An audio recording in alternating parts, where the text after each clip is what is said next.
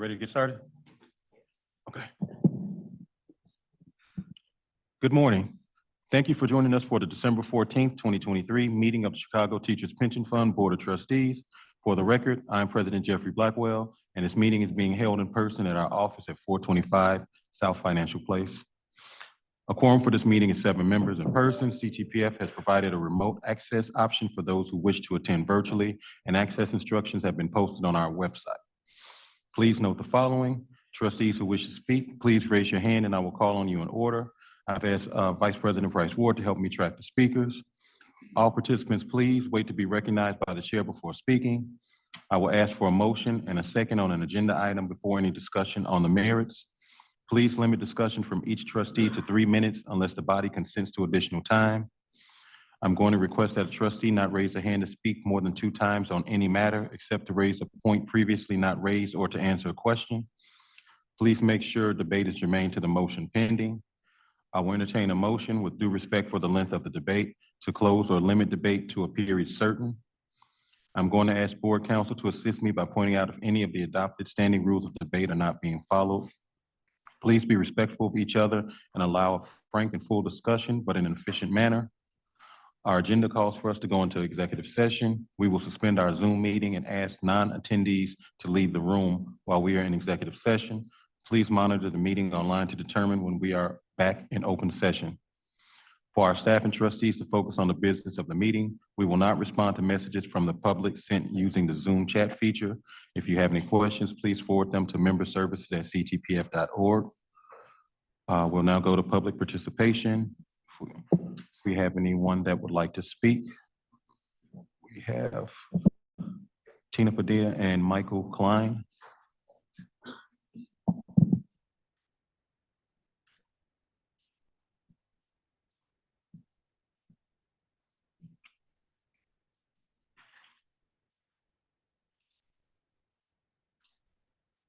Is she in?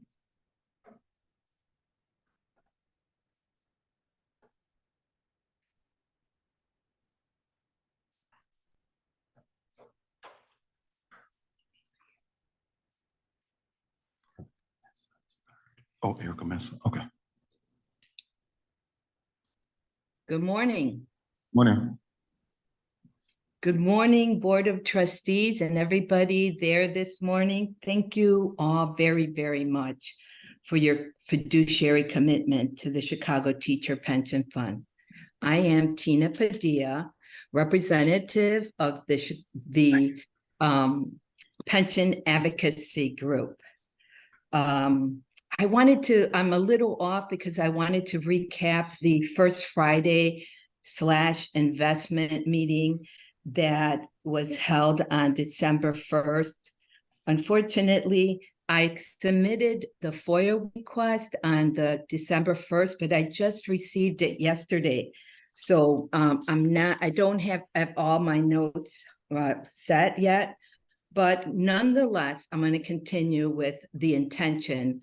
It was an excellent presentation, beautiful. The most valuable part, I think, for most members, beneficiaries, was the robust discussion and between the decision makers, trustees, and our advisors, or the consultants and staff. And I don't want to lose this valuable information.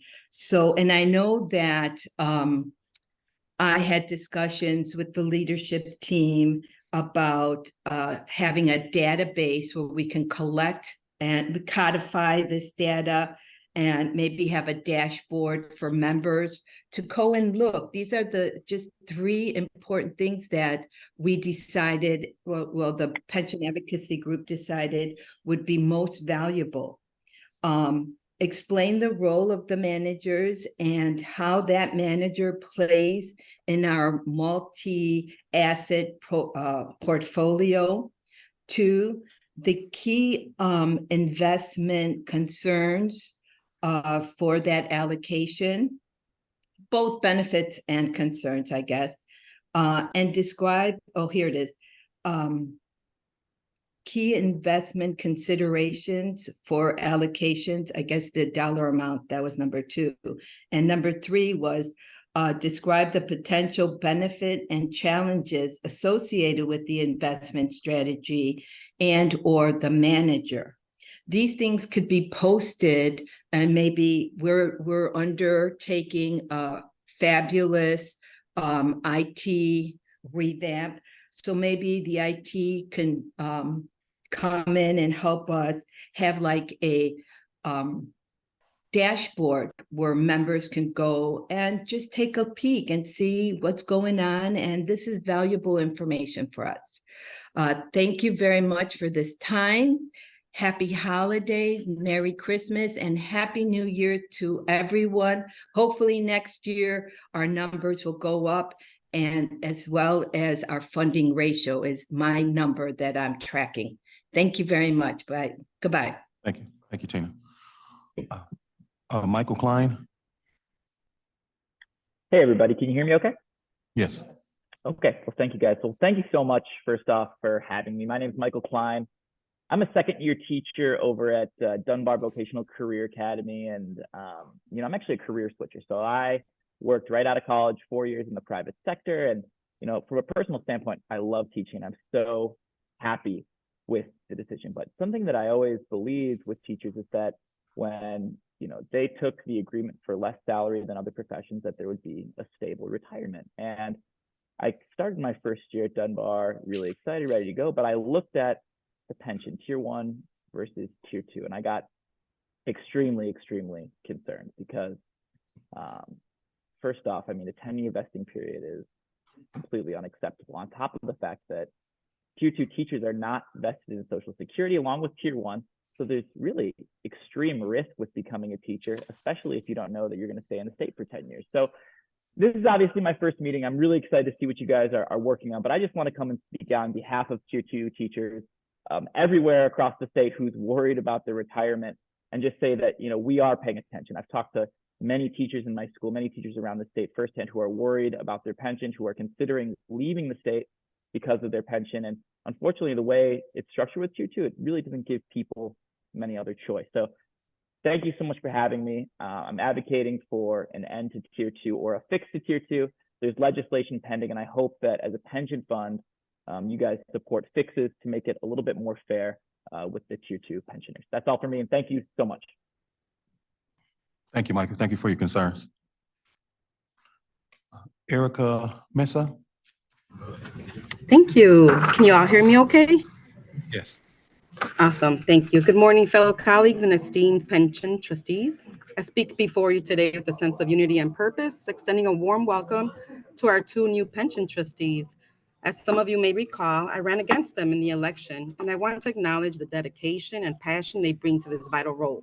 Your commitment to this cause is commendable, and I look forward to collaborating with you both and all trustees in the best interest of our members. One pressing issue we must address is the current state of our pension fund. It's no secret that our pension is only 47% funded, and this poses a significant challenge. However, I believe that together we can navigate these challenges and work towards a more secure retirement future for all educators. Recent studies and data highlight that among the various ways to rectify a failing pension, the consensus among pension experts is clear. The best plan is effective and efficient money management.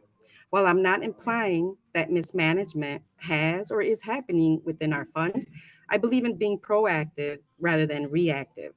One avenue we should explore is a transition to investing our members' hard-earned pensions in institutional index funds.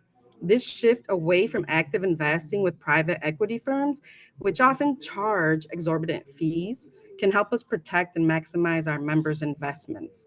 Research consistently shows that these private equity firms seldomly beat the market consistently, and those fees eat into our gains. Active funds and private equity strategies promise returns better than index funds, which track the market. These products are much more expensive than index funds, which can cost close to zero.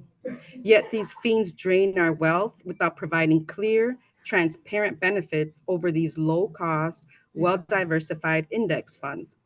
Decades of peer-reviewed research has consistently shown that beating the markets is a losing investment strategy over the long run.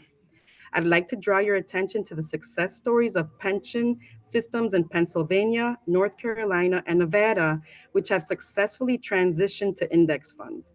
These states have witnessed significant gains in their pension funds, providing a more secure future for their retirees.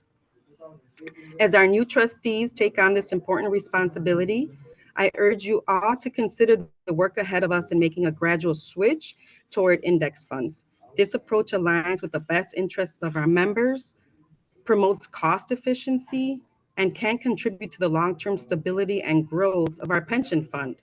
Let's explore this opportunity together and continue to prioritize the financial security of our educators.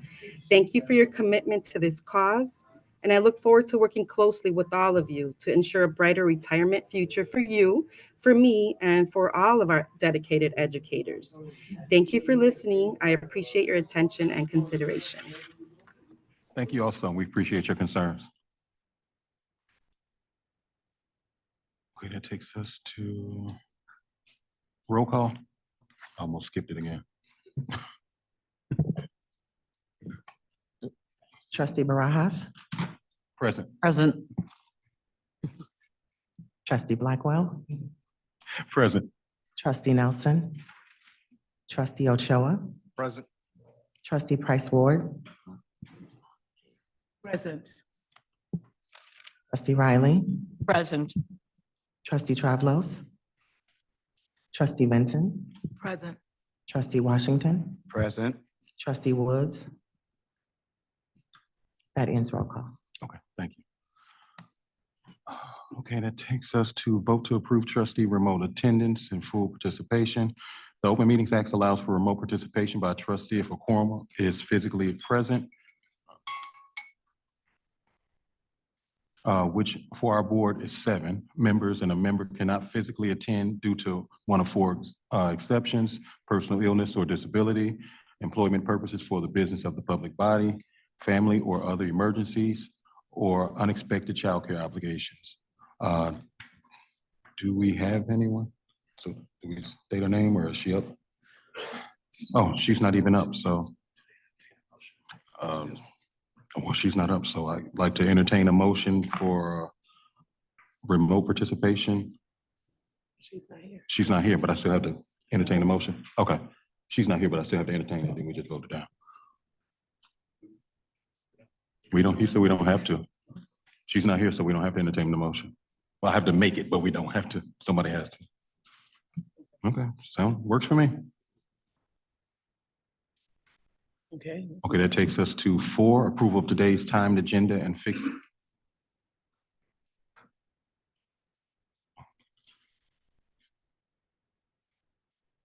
4, approval of today's timed agenda and fixed adjournment time. So move. Second. Motion was made by trustee Washington, seconded by trustee Price Ward. You can call the question.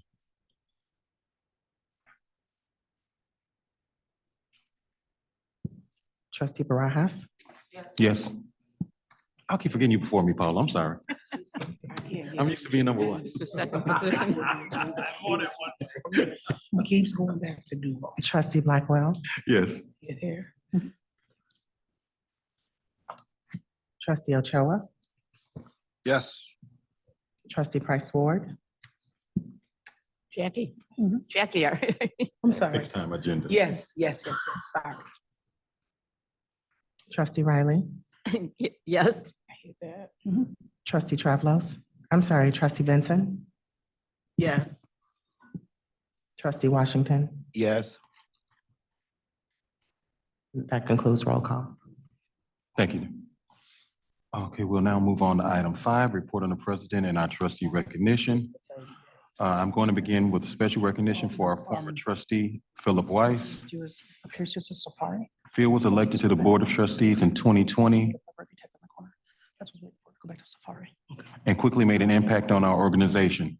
During his tenure, he served as chair of the Investment Committee and was a member of the Committee on Finance and Audit. During the past 3 years, He has worked hard to ensure that our investments were managed with the highest degree of integrity and put a tremendous amount of time and effort into the business of the fund. Today, it is my pleasure to present him with the Distinguished Service Award on behalf of our Board of Trustees. The inscription reads, Distinguished Service Award presented to Philip Weiss in recognition of his outstanding service and dedication as trustee of the Public School Teachers Pension and Retirement Fund of Chicago, 2020 to 2023. And he's not going to be present, right? Oh, well, if he's listening, thank you for your service, Phil, and we really appreciate the things that you did on the board and wish you the best in the future. If there's anyone that wanted to add to that to speak on Phil's behalf. Victor. Signed into the Zoom app. Yeah, Just one more time. Trustee Weiss was really integral in welcoming new people, and he really showed his passion to doing the work.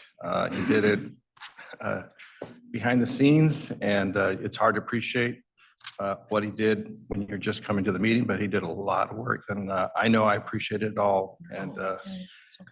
it was easy to, he was a person I found easy to work with. And I'm glad I learned a lot from him. Anyone else? Okay. Again, Phil, we best wishes to you in the future, and we really appreciate the service and all the commitment that you made on the fund. At this time, we're going to briefly we celebrated Phil. I wish he was here to extend the. It'd been nice to see him take pictures and provide him with his plaque. We'll resume the business of our meeting with our trustee and staff recognition. I will turn the presentation over to Executive Director Lenore.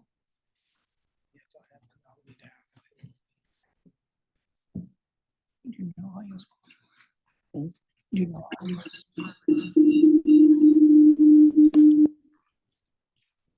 Thank you, President Blackwell. Last December, during our meeting, we inaugurated our trustee and staff milestone recognition program so that we could reflect on and appreciate the individual years of service that our trustees and employees have committed to the fund and its members. Today, we will present our milestone awards, which come with special pins and certificates, starting with one-year awards and moving forward in increments of 5. I'll begin with our trustees. This year, we have 3 trustees celebrating milestones, and I'd like to congratulate Trustee Tammy F. Vinson for her 1 year of service.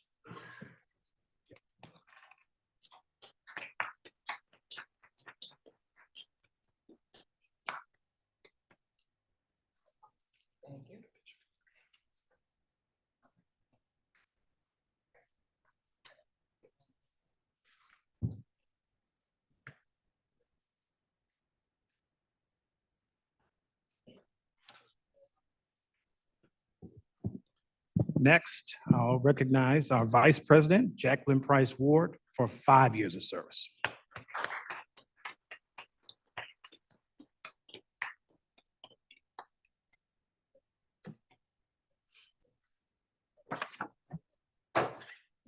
throwing it away already.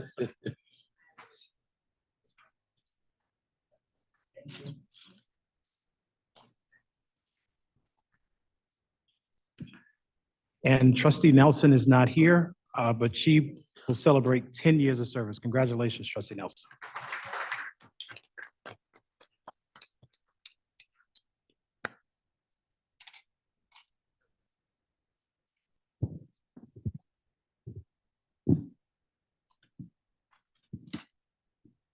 Next, we have our employees who are celebrating milestone anniversaries. I'll read their names here today, and then their managers will present them with certificates. We'll begin with the 22 employees who have passed their 1 year milestone in 2023. Thank you and congratulations to the following. Our HR Director, LaToya Bibbs.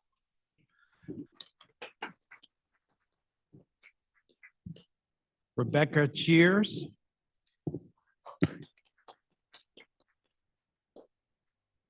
And we probably should hold applause until the end. I got quite a few to read.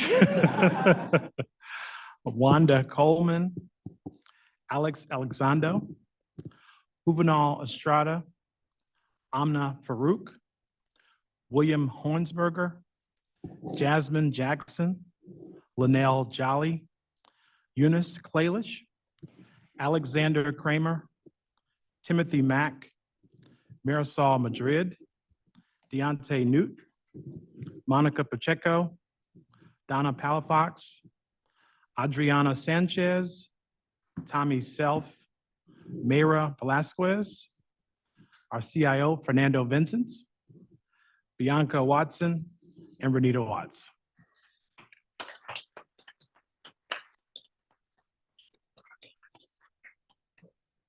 Next, we want to recognize 12 employees who've passed their 5-year milestone here at CTPF. Thank you and congratulations to the following: Nubia Alfaro, James Bensfeld, Jeffrey Dong, Dudley Elvery III, our CLO, Daniel Hurtado, Melissa Jackson, Pedro Juarez Wren, Agnes Otap, Greta Perez, Faizan Kadir, Kathy Salgado, and Ashwin Sharma.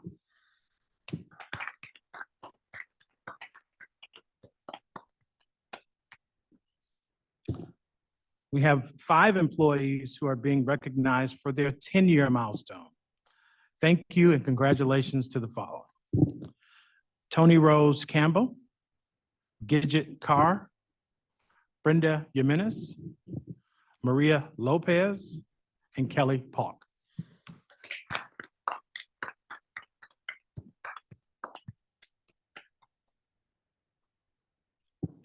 We would like to recognize Charlene Brooks, our Member Services Representative, celebrating 15 years at CTPF. Thank you, Charlene, for your work on behalf of our members.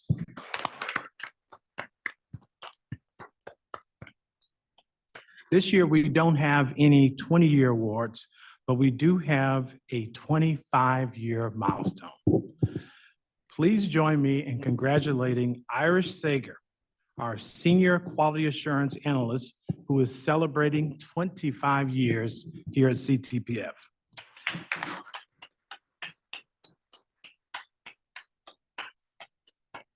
Back in 1998, I had the pleasure of hiring Irish, who at the time was a math teacher in the Philippines.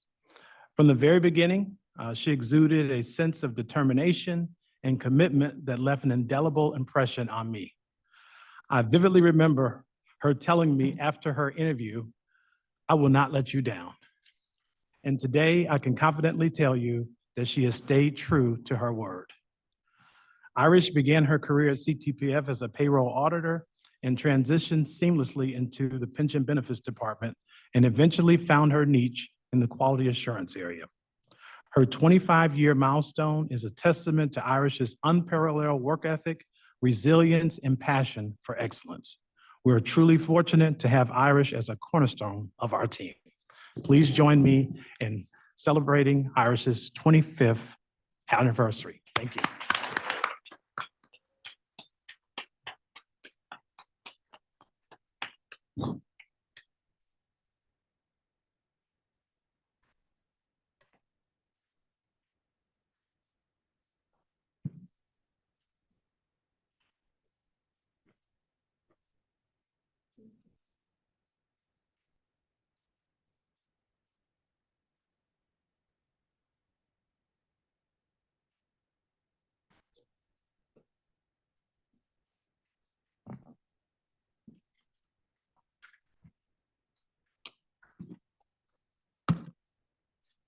So thank you and congratulations again to all our trustees and employees. We're grateful for your service and we appreciate your commitment to the fund and our members. We are CTPF. At this time, I'm going to turn the meeting back over to the president for the vote agenda. And Trustee Blackwell, before you proceed, I understand that Trustee Rodriguez is ready to enter the meeting, so we may need to circle back to the remote attendance permission. So we need to entertain a motion again? Okay. I guess I would like to entertain a motion to allow remote attendance. So moved. Is there a second? And before we take the roll call, if Trustee Rodriguez is able to express which of the statutory exceptions she meets, we'll want to have that for the record as well.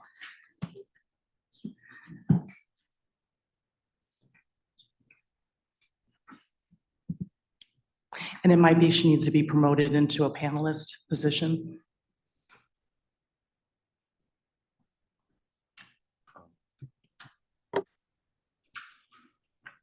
Can you, Good morning, Trustee Rodriguez. okay, I would just like to say, we spend millions of dollars on IT. I have been on since 9:25 a.m. I can see everyone. I was told about 20 minutes ago I would be promoted as a panelist. And as usual, I don't know what the game is. I've not been on. I've texted everyone. People usually are constantly looking at their phones. They're texting during the meetings. No, I call the executive director, it's in the chat. I've called Michelle Holloman. I had called you earlier. I have called Gail Davis twice. I've called everyone and I don't understand why I was not let in. If we're going to do this, let's be consistent. Attorney Clifford, at the last meeting when people were not able, they were not able to attend, they were going to attend remotely. Maria, You could read you up- state your Yeah, reason for attending state- remotely? This is a part of it, President Chairman. We need you to state your reason for participating remotely so we could, Last time you so we did not could ask allow anyone. you to participate or not, Maria. I am sick. I cannot attend. Okay, motion was made by, was it Trustee Riley? Yep. And seconded. Can we call the question? Trustee Barajas,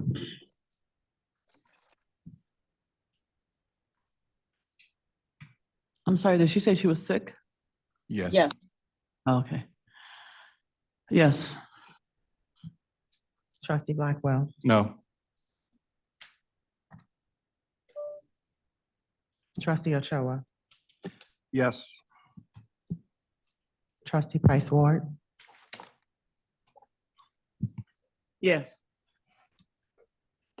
Trustee Riley, Yes. Trustee Benson, Yes. Trustee Washington. No. That's 5 ayes and 2 nays. That takes us to did a report, trustee recognition. Okay, vote agenda, 7A. Oh, too far. 7A, approval of the minutes of the regular board meeting on November 16th, 2023. I'd like to entertain a motion for approval of the regular board minutes on November 16th, 2023.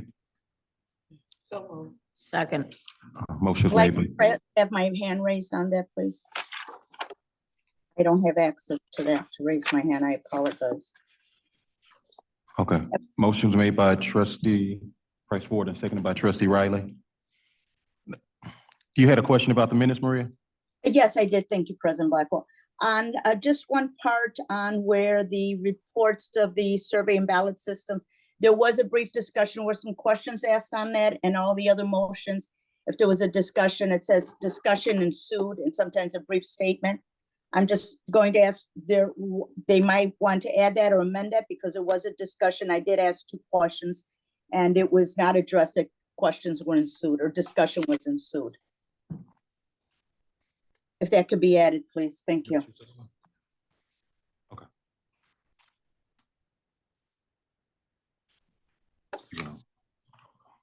Okay. So should the motion be read as amended? Are you gonna reach out to her over there? Carolyn, you want to speak to that? Yeah, so if is the motioner and the second amenable to the minutes as amended to be approved today?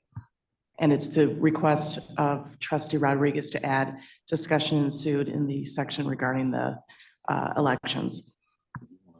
Do you want a minute? Well, we can vote to amend it or not. So I'm not voting to amend that, no. Oh, well. Yeah, well, we'll call the question. The maker of the motion doesn't want to amend, so we'll call the question. And with her as a seconder. Call the Yeah. question.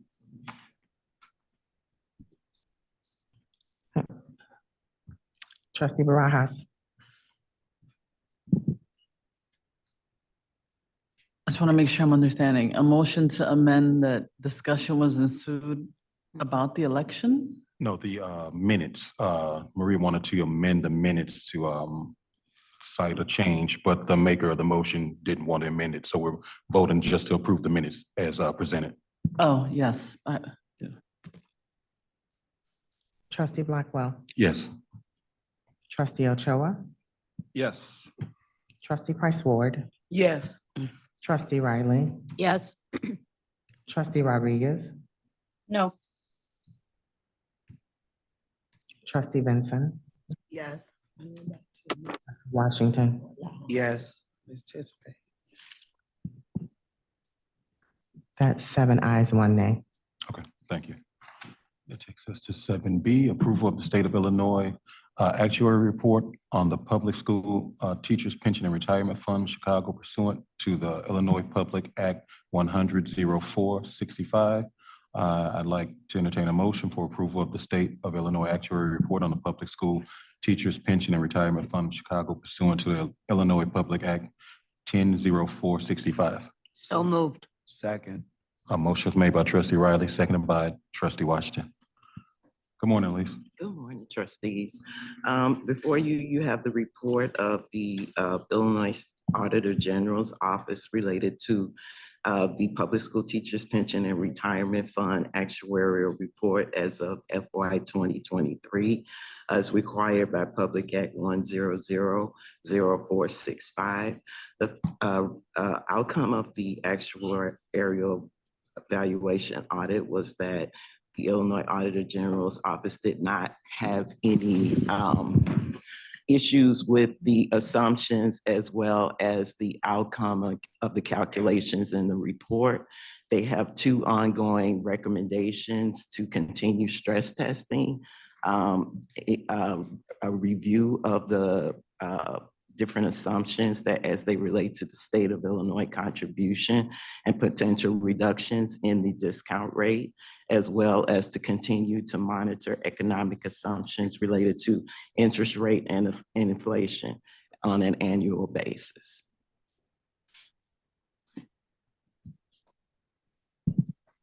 And with that, we ask for your approval of the report. Thank you, Elise. Anyone have any questions? None? Thank you, Elise. Call the question. Trustee Barajas. Yes. Trustee Blackwell. Yes. Trustee Ochoa. Yes. Trustee Price Ward. Yes.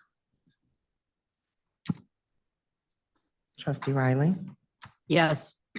Trustee Rodriguez. No, at this time. Trustee Benson. Yes. Trustee Washington. Yes. That's 7 ayes, 1 nay. Thank you, trustees. Thank you.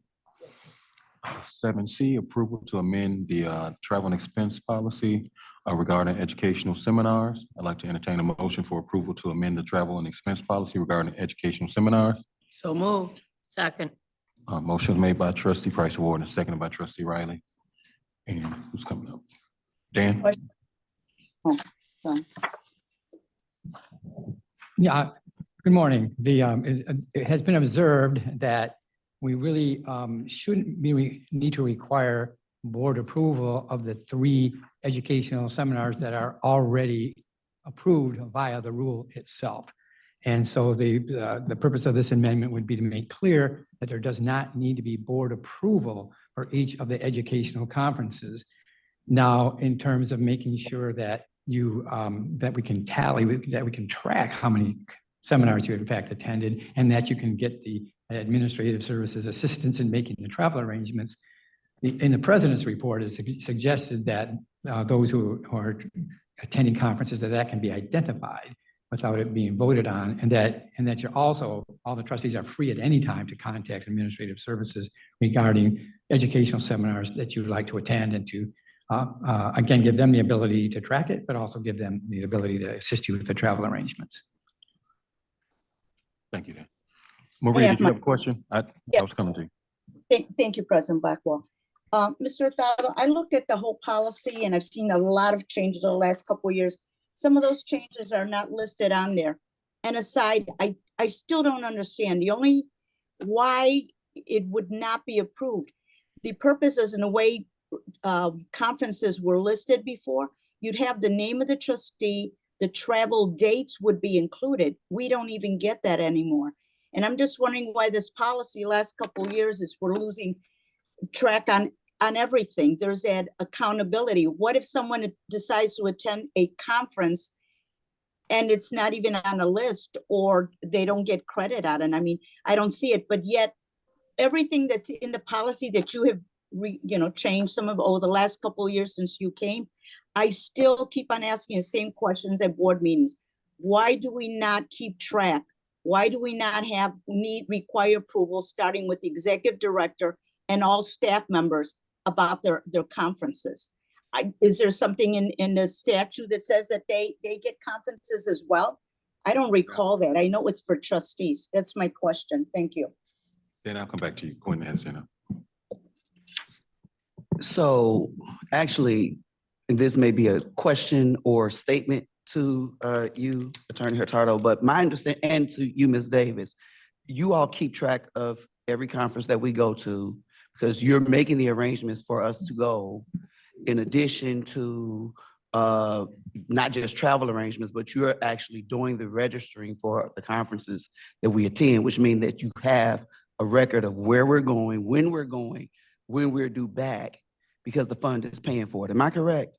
That is correct. So then that means that that situation is not a situation because it's documented. As far as, in my understanding, and correct me if I'm wrong, Executive Director, Ms. Davis, if we as a trustee have a conference that we would like to go to that is not listed, we present it to make sure that it would meet the needs of trustee education before we attend. Am I correct? That has been the case, yes. Okay, so then I don't see an issue. This is a policy to make sure that we're not wasting time doing the same thing over and over again, because we have a list that is given to us every month of what we can do, of where we can go, the conferences that we know that are available. And we make, any trustee sitting here can choose to put their name on a list.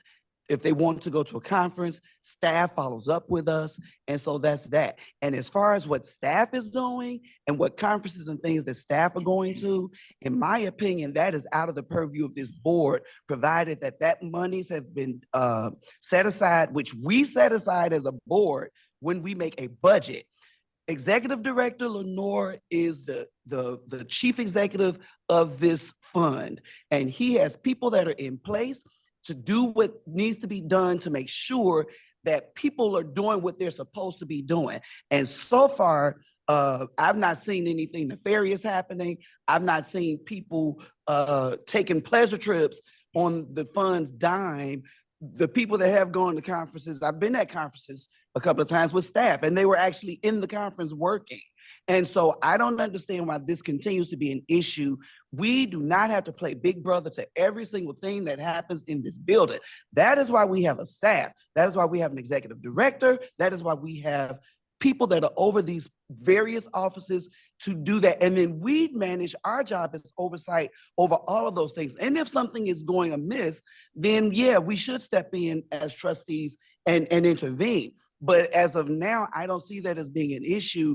And so if our policies that this board establishes put together the things that make this run smoothly, then we just need to let it run smoothly and stop nitpicking at everything and trying to poke holes at every situation that comes up where staff is concerned and every situation where specific board members are concerned. Because what I'm finding is, for me, I find that troublesome.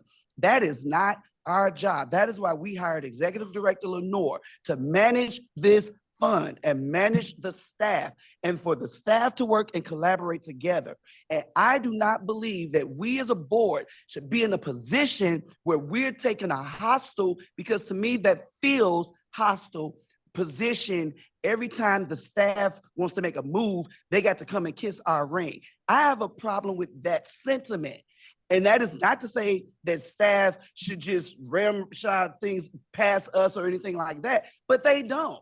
Every staff member that I've ever encountered in this building has been nothing but professional and gracious and courteous and accommodating. And anything that I have ever asked for from any staff member, they've gotten it to me with the utmost timeliness, and they've been the most gracious that they can be. And so I'm concerned about some of the concerns about this policy, because there's nothing wrong with this policy. It's just reiterating that we as trustees can take up to three educational sessions during the fiscal or the fiscal year. Yeah, don't start that way. We have that latitude because the policy states it. That's why we have policies, because the policy dictates what we're doing and what we're not doing, and it keeps the guardrails on what we are doing. And us attacking the policy as if the policy is a problem, yeah, you tweak policies as you need to, and that's what we're doing right now. And it does not, this policy is we're talking about trustees and stuff, but as far as staff is concerned, we have an executive director that manages, that have people, if he's not doing it directly, there are people that are managing this process. And I think that we need to respect the people that we've hired to do this work. And if I may respond, you're taking it personal. It's about, Nobody recognized her. Paula, I'm sorry. Paula, then we'll call the question. I'd like to motion to approve the policy. Oh, okay. So move. I thought it was made already. It was made. It was made It was already. made. Okay, you called the Vote question. on it. Call the question. Thank you, Maria. Thank you, Paula. Thank you, Quinn. Trustee Barajas, Yes. trustee Blackwell, Yes. trustee Ochoa, Yes. trustee Price Ward, Yes. trustee Riley, Yes. trustee Rodriguez, No, trustee Benson, Yes. trustee Washington. Yes. That's 7 ayes, 1 nay. Thank you, Dan. That takes us to D, approval of the Farol Fund 3 follow-on investment recommendation. It's private equity. I'd like to entertain a motion for the approval of the Farol Fund 3 follow-on investment recommendation. Motion. So moved.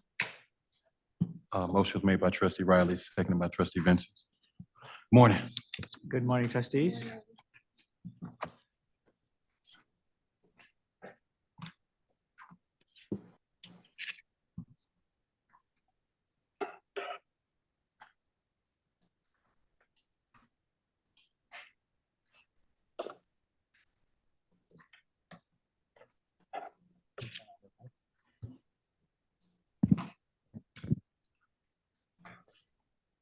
Good day, Board of Trustees.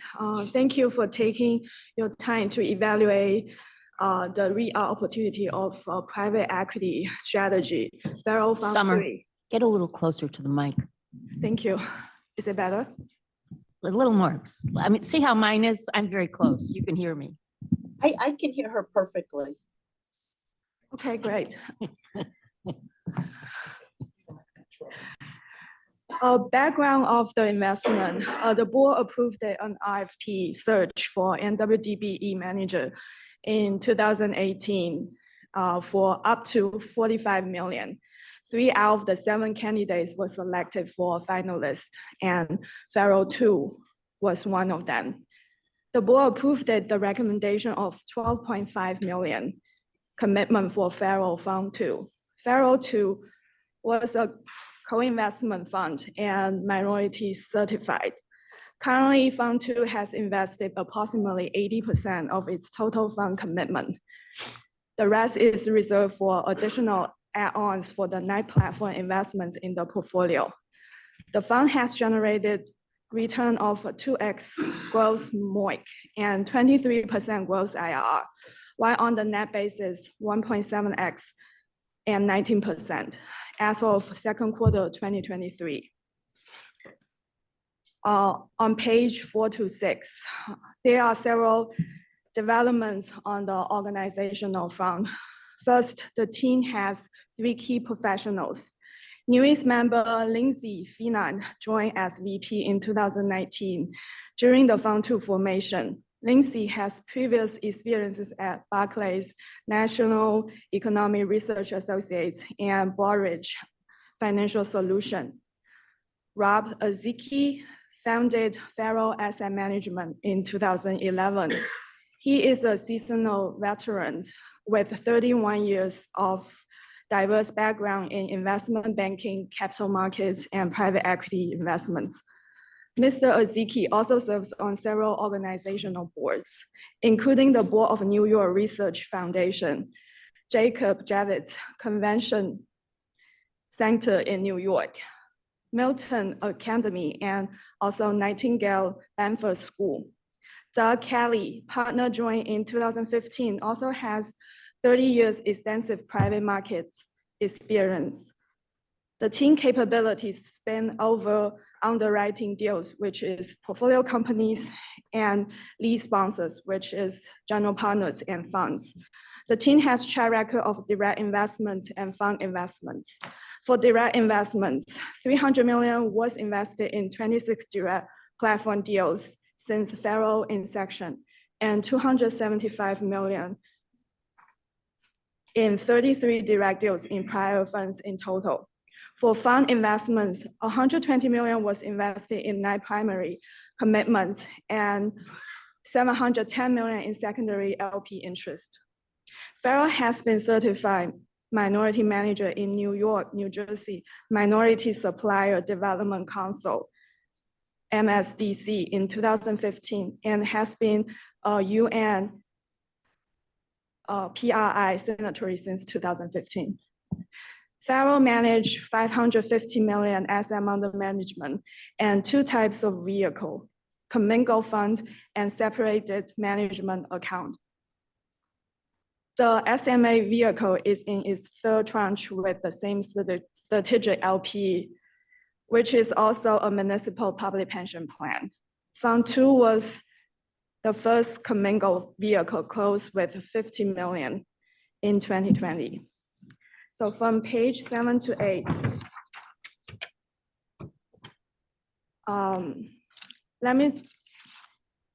let us get into more specifics of the Fund 3 strategy. Fund 3 continues to invest in similar types of business, regions, sectors, and transactions. The strategy will target lower middle market business with a typical size of enterprise value below 100 million and EBITDA range between 5 to 30 million. Core sectors are software, manufacturing, and business service. Transaction ties across leverage buyouts, recapitalizations, growth equity, turnarounds, take privates, and carve-outs. Farol underwrites investment with below criteria. First, the business have strong fundamentals, which means the target companies operates in stable industry with the limited challenges of technology, regulation, or disruptive competitiveness. The business also rank number 1 or 2 market positions with a stable competitive advantages. And they generate strong cash flow, support debt pay down, and equity value creation. Second, it focuses on discounted valuation, which can be sought after broken auction processes, proprietary transactions through their network. Third, multiple value creation levels were created by relying on GPs to identify value creation through margin expansions, acquisitions, divestitures, and new product line introductions. Additionally, and more importantly, Farol focuses on direct co-investing alongside next generation sponsors in lower middle market buyout. The sourcing network includes newly formed private equity firms, spun out teams, and independent sponsors, which create opportunities for unique advantage of differentiated non-auction deal flows, where lack dedicated institutional capital. Farol has built an internal database tracking 400 sponsor relationships. More than 87% is minority and woman-led firms. From what Farol has invested in, 27 out of 29 deals are led by NWDBE managers. So now let me walk you through one example briefly, that can demonstrate what companies Farol invests in. Personify is a software technology company that specializes in professional associations and nonprofit entities management.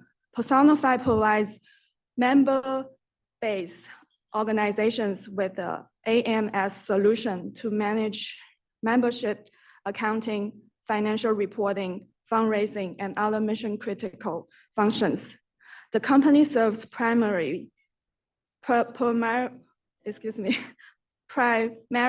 large, complex associations, including American Bar Association, Girl Scouts, and Alzheimer's Association.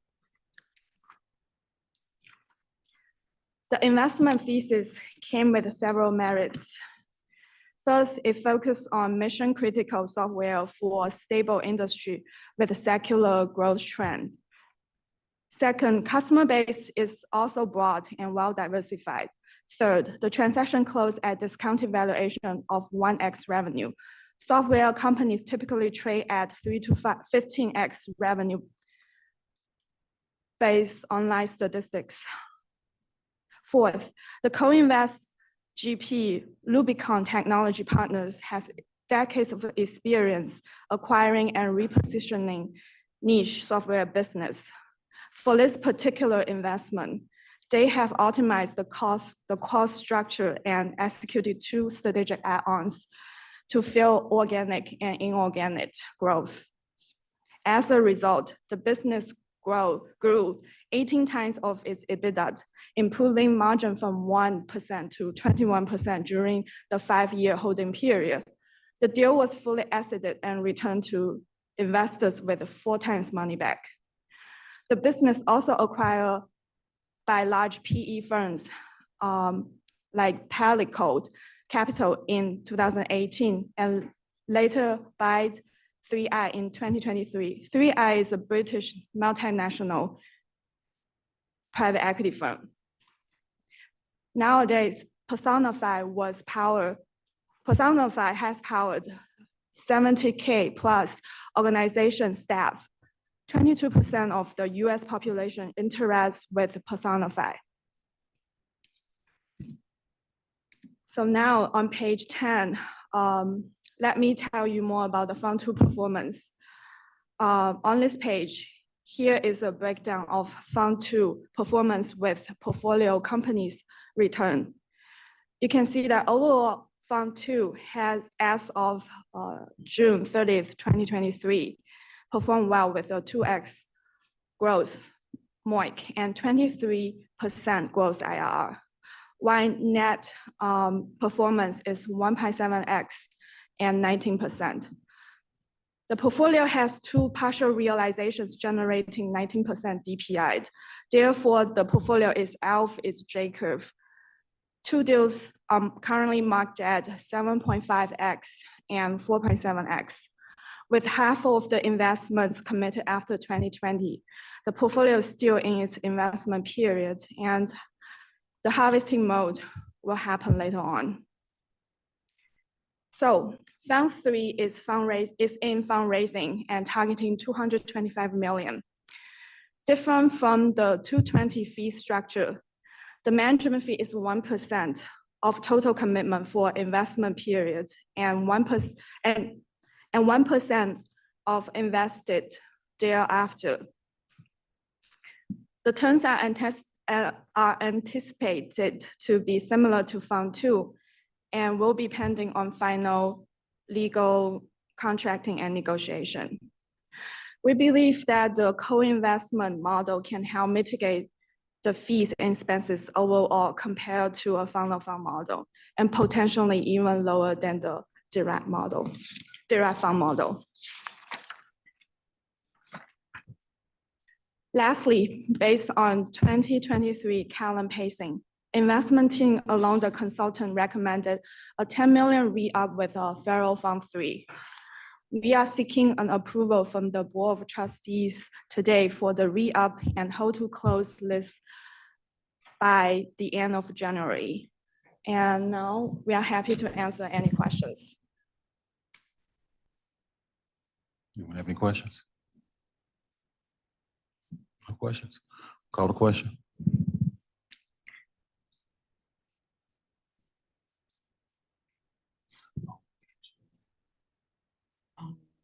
No. Okay. I do have a question. What did you say the fee structure was? The fee structure is 110. So 1 and 10. 1% for management fee and 10% for carry interest. 1 and 10. So it's kind of half everybody else. Thank you. Yeah, no problem. I see no hands up either. We can call the question, Daniel. Trustee Barajas, No. Trustee Blackwell, Yes. Trustee Ochoa, Yes. Trustee Price Ward, Yes. Trustee Riley, Yes. Trustee Rodriguez, Trustee Rodriguez, No at this time. Trustee Benson, Yes. Trustee Washington, Yes.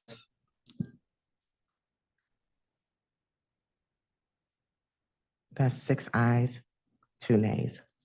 Thank you. Thank you, Summer. Thank you, Fernando. Thank you. Thank you. Thank you. Takes us to E, approval of watch list and Q3 23 total fund performance summary. I'd like to entertain a motion for approval of the watch list and the Q3 2023 total fund performance summary. Is there a motion? So moved. Second. Motion was made by Trustee Riley, seconded by Trustee Washington. Good morning. Good morning. Good morning. Good morning. Hey, who's here? I'm going to go through the executive summary, but first I want to introduce a new face at the table. Tony Lizizzo is a new consultant at Callan who will be joining the CTPF team.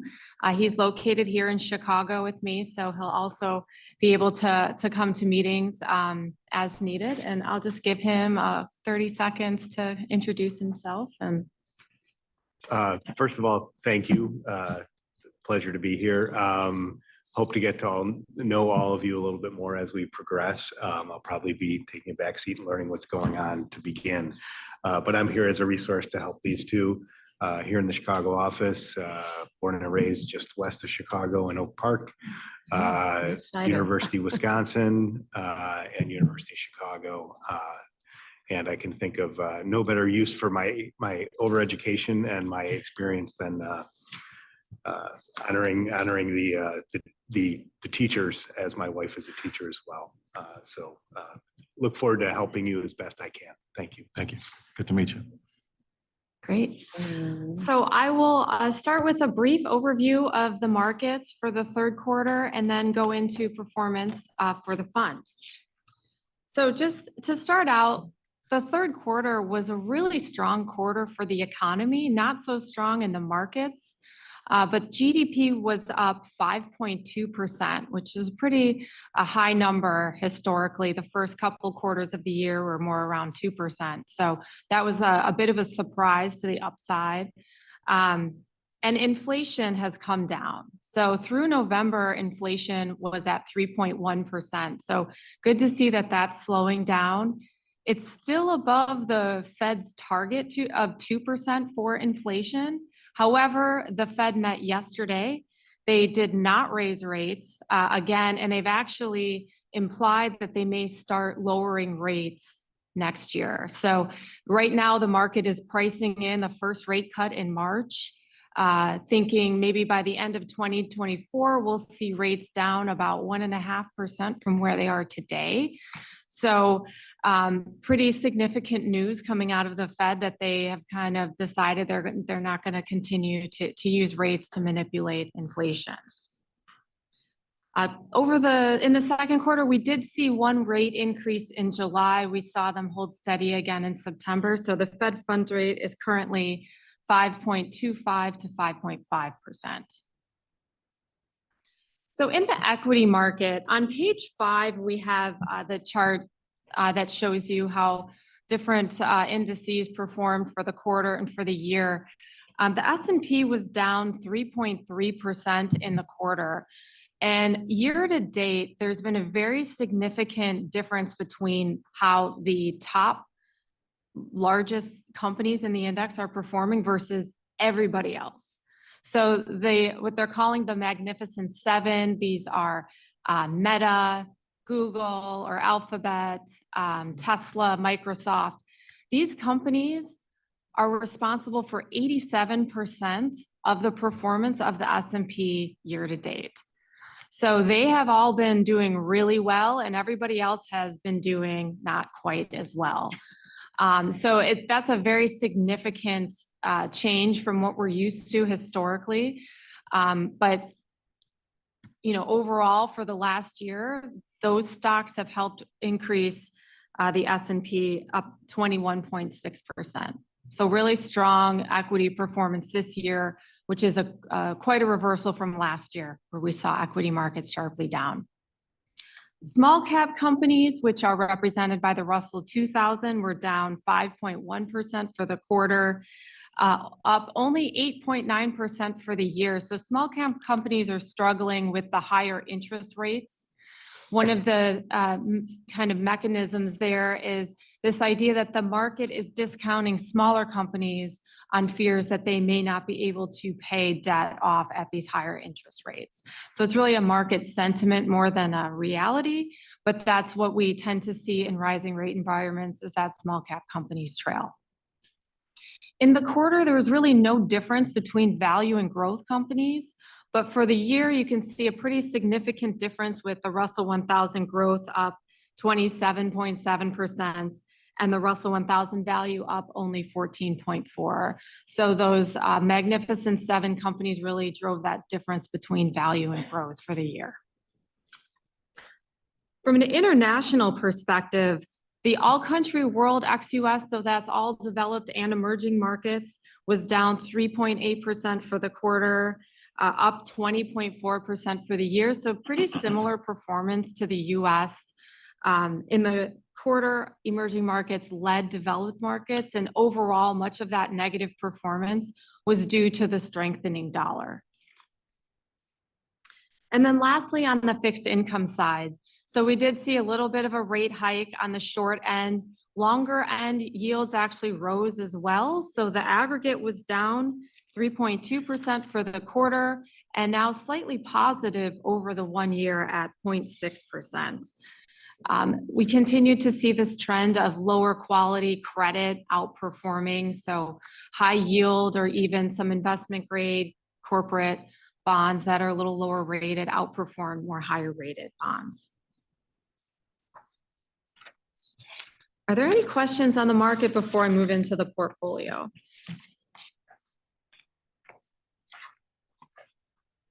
Great, so I'll move to page 8 to talk about the asset allocation of the current target versus, or the current asset allocation versus your target. And I'll point you to this table on the bottom of the page here. So all of the public markets, domestic equity, international equity, and fixed income were underweight, with private equity overweight, which is something that we've discussed historically, as well as real estate being an illiquid asset class. That target has increased, or that actual weight has increased versus the target. So going forward after this report, what we'll start in October is we're going to be using an interim asset allocation target. So earlier this year in April, the board approved a new asset allocation, and we are working towards that new asset allocation, but we have a number of outstanding searches that we're working on right now in international equity. We've got private credit, and then we will be going through a core fixed income search as well. So we're going to start moving towards that new target in a more methodical way. And so using an interim target will take away any noise in performance measurement that could be caused by you being out of line with your target, just because we're moving through this process and moving towards that target.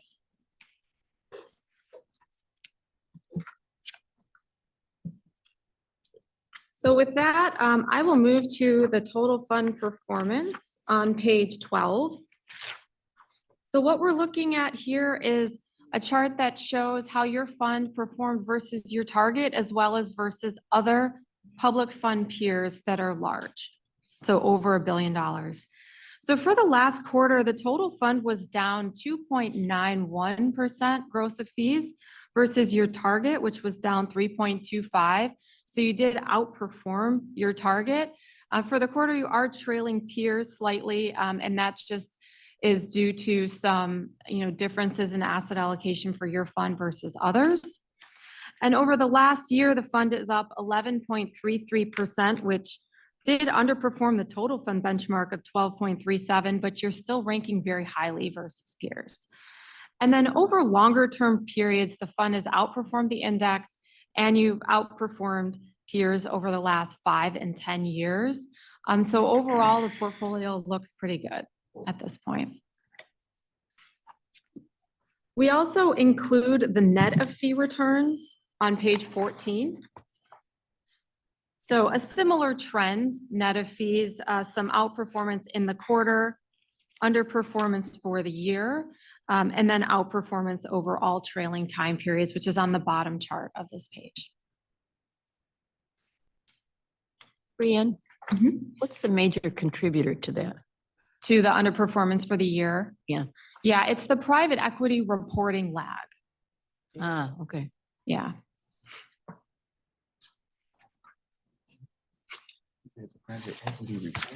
Lag, it takes them a long time. Yeah, so that's why we review private equity in a separate report, because we need a little bit more time to get those numbers in. And then we're also looking at different metrics than just time-weighted returns. What we look at in this book is really geared more towards your public markets managers and managers that are valued each quarter. Private equity are closed-end funds, and we measure them differently. We're looking at more of an internal rate of return, and we're looking at what we call total value to paid in capital. So for each dollar you've paid in, how much have you gotten out of the portfolio?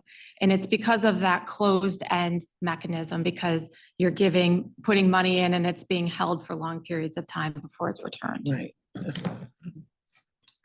Another question having to do with private equity. It seems like there's a lot of noise out there saying that we shouldn't be there and it's not a good place. And how do we justify it? Because I think the performance sort of does, but. Yeah. And so one metric that is a good metric to compare private equity performance to public markets, it's something called a public market equivalent. And essentially what that is, for every cash flow that you've put into private equity, we measure what if you had put that money in the public markets instead? And then every time the private equity manager gave you money back, what if you took your money out of the public markets? And this is a number that Summer calculates for you. And hopefully I get this right, but since inception, you have earned 3% over that public market equivalent, net of fees. So you've had a very successful program. And then about 10 years ago, you started moving towards using some direct managers in private equity to reduce that extra layer of fees. And since then, that public market equivalent has actually increased. So you've been very good with your fund selection, which is the most important part of private equity investing. You have to choose the top tier funds, or else there is a chance that you would underperform. Thank you.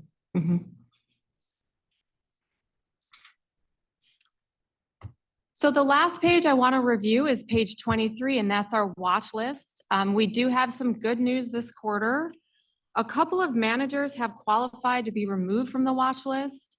So Lazard's performance has improved. We've talked about their value orientation, particularly in emerging markets. And so now they have qualified for removal from the watch list. And then Leading Edge, a similar trend there. They do have some value exposure with the managers that they're holding, and that performance has improved as well. And then we have one new addition to the watch list, and that's the JP Morgan Strategic Property Fund. There was a discussion at the last meeting about the change in the portfolio manager there. You've entered the redemption queue, which means that you will be waiting to receive redemptions. And of course, if something changes and the team proves to be very successful, you can always decide not to take your full redemption at any point. But for right now, for performance reasons, as well as personnel turnover, we are recommending they be added.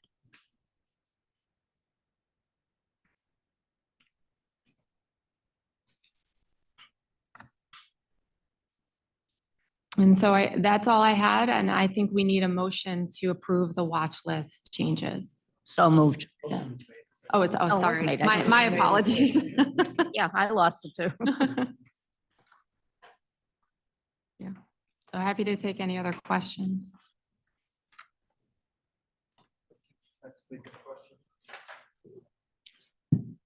Can you talk about private equity filling the gap for lending? Most recently and currently? Yeah. Do you want me to take that? Okay. So we are looking at private credit managers right now. So one of the challenges in the debt market right now is that banks have lent out as much money as they can lend. And so they're very selective about who they're able to continue lending to.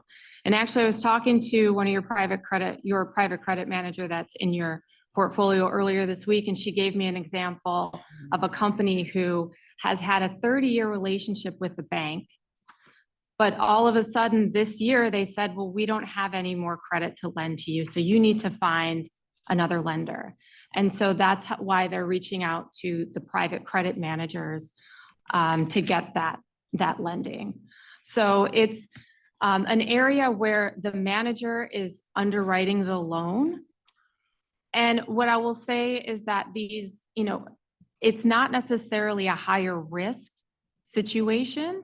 It's a custom loan similar to, what a bank would do. It's just that the banks don't have money to lend at this point. Why? Would you say that it's critical lending to keep the economy stable or increasing that private equity is doing? Yeah, I would say that because in order for, that particular example, that's a revolving credit line. It isn't like this company is deciding to do this big overhaul. I mean, this is a line of credit they've relied on for 30 years. So now what are they going to do if they don't get it? So that's a big part of why private credit has come about and why it's grown, is they're filling in a gap where the banks simply are no longer have that ability to lend at the levels that they used to. Thank you. I have a question. Is this why there was a long period of time, and I think still going on, where banks are asking customers for new money to invest into money market accounts and all of that so that they can get a higher interest rate like 4.7, 5.0? That just bothered me that they were reaching out to current clients or customers and asking them to buy these money market accounts or open these accounts and 6 months, 8 months, and then they give you the interest back on that at a much higher rate than the market. So how does that play into this? So that's a retail banking kind of operation. Everything that the private credit managers are doing is all commercial. So they're working with commercial businesses or real estate properties that would be held like in the JP Morgan fund. It's not residential or, retail banking. Money market accounts are a product that banks manage, and they earn us a fee. Yes. So not being an expert in retail banking, I would just say they don't earn a fee on your checking account, but they earn a fee in a money market fund. Yes. So that could be one of their motivations. Right, because they do take a portion of it. That's what I was just wondering. Why are this big push to give us money? Give us your money. Let us hold it so that we can do more business, I guess. I don't know. But thank you.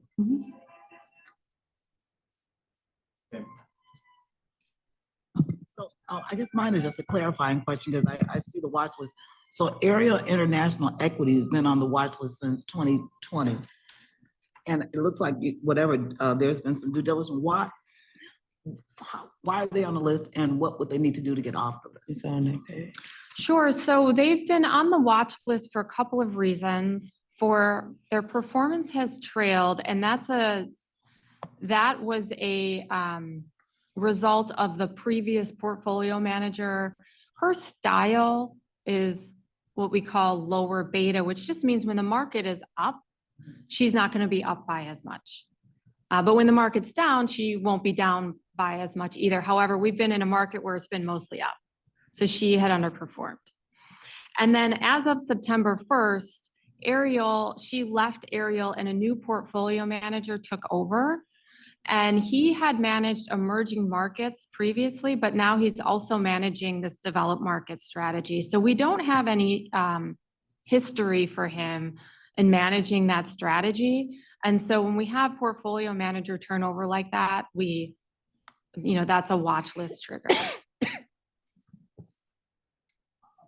Based on what you're saying, you're just gonna, monitor them and see. So over a year's period, 2 years, how long does he have to be on the job? Typically, a new portfolio manager, 3 to 5 years.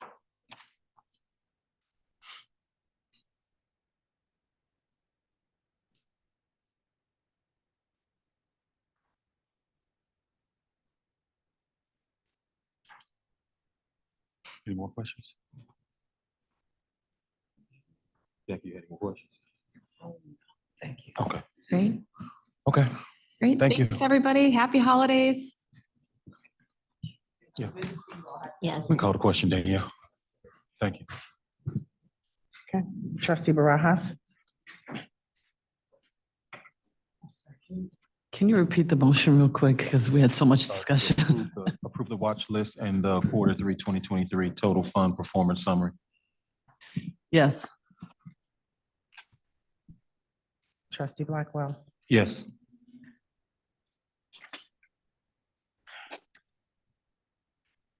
Sorry. Trustee Ochoa. Yes. Trustee Price Ward. Yes. Trustee Riley. Yes. Trustee Rodriguez. Not at this time. Trustee Benson. Yes. Trustee Washington. Yes. That's 7 ayes, 1 nay. Thank you. That takes us to approval of trustee training hours.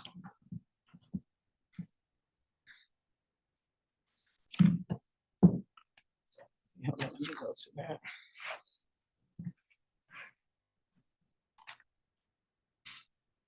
Morning, Gail.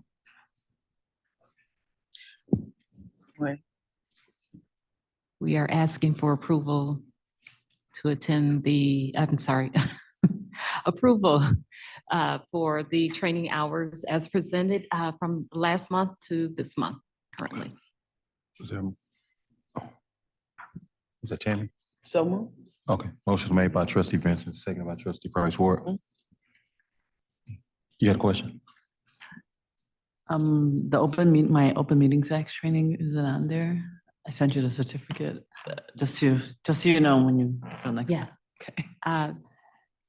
I think we will have it reflected, and if it's not on this report, we'll have it reflected We just needed the time, I think, up to 2 hours. Okay, thank Okay, you. so once you respond back, then we can update it, but we have it on record as you completing that training. Thank you. Okay. Thank you. Call the question. Trustee Barajas, Yes. trustee Blackwell, Yes. trustee Ochoa, Yes. trustee Price Ward, Yes. trustee Riley, Yes. trustee Rodriguez, No, at this time. trustee Vincent, Yes. trustee Washington. Yes. And 7 ayes, 1 nay. Thank you. At this time, I just wanted to, a friendly reminder to those trustees who may not have already gotten their 8 hours of training I did send an email out to those trustees. So if possible, please get your training completed. We have just a couple weeks left. And so we want to make sure everyone complies. And if you have any questions or you need assistance with any training opportunities, please give me or one of my team members a call so that we can give you some assistance with that. So the date is December 31st of this month. Thank you. Thank you. That takes us to approval of trustee conferences. And because What we're gonna do is No, we just need to tell them, we just passed the policy. Right, so we, You don't, if you don't have three, if you have three already. What is it, 8 hours? Yeah, so I have to ask for one because I'm. yes, so we will still be presenting the list monthly. And the trustees can review it, and you can certainly let us know if you want to attend a conference. For our records, it's good record keeping if it's presented and you want to speak during that time, and let us know if you want to attend a conference. If it's 3, if you're above your 3, then it goes to a request. Okay, so I have to request then because I'm at 3.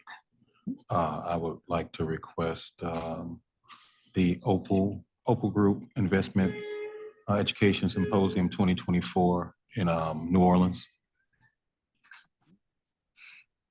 I think Tammy too. I would like to request that as well. Are you at I would you're not at also. your 3 I'm yet? not at 3. I'm not, so I'm at 2, so. You're requesting. I'm just letting you know. Thank you, thank you. Yes, for the record, that, yeah, it helps with our record keeping. If you need approval, then we will have approval taken care of under consideration during the meeting. So, I would like to attend also the Opal Investment Education Symposium. Oh, I'm sorry, I didn't give you the dates. It's February 7th through the 9th. Okay, did you get that, Danielle? Okay. Now we need to get a motion for it because we're seeking. Yeah, so we got to entertain a motion for approval of trustee conferences because the 2 of us exceeded our 3, so we have to approve it. So second. Motion is made by trustee Price Ward, second by trustee Washington. I'm sorry, Victor, did you want to? Oh. So Danielle, for the purpose of recording and record, can you repeat those who you have for requests for board action? Okay, so requesting approval for additional conferences, trustee Blackwell for the Opal Group in February, and then trustee Price Ward and trustee Vincent also requesting to attend the same conference, Opal Group. Okay, thank you. You can call the question.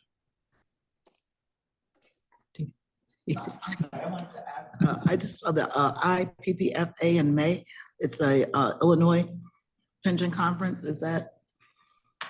I mean, I don't know if it would consider local, but is it something, I guess I'm asking everyone, is it something we would recommend that we attend? I think, yes, it is on the list, and if you would like to attend, if it's a local conference, I really can't see from there. But there is a cost of $550. Yeah. It's in state. It's in state. And I think it's listed that way because it's $550 is the fee. Did you want In to add that, accordance, Tammy? and Dan might be able to speak to that, but I think it was, if the conference did not exceed a certain dollar amount, it's considered, it will not be counted. And I believe it's maybe $250. $250. Mhm. So if it exceeds the $250 registration, that would be considered an additional conference. Where is it? Which one was it? Where is it? In Galena. No, I know, no. Yeah, so I think you'd have to, if you wanted to go to that, you'd have to stay there. It doesn't have a price. Yeah, it's $550, the registration, but you're not gonna drive from Eagle Ridge Right, overnight. so it would, yeah, I can see it now. Thank you for increasing the size of that. Yes, so that would require, it would be counted towards your 3, or then if you exceed that, then you would have to have board action on it. So you are passing on it? Well, actually, I would like to attend, but again, I guess the rest of you guys don't want to go. I guess that's my question. Is it not something that's work off at that point through your meeting?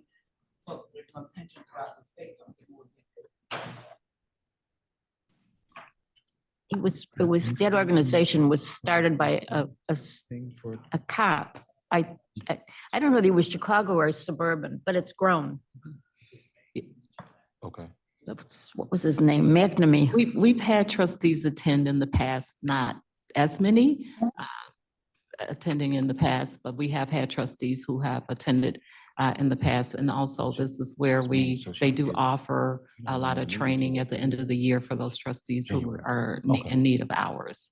So, but I have not attended, so I can't personally speak to. I've gone to a few of their parties. I was gonna say, we can. Ms.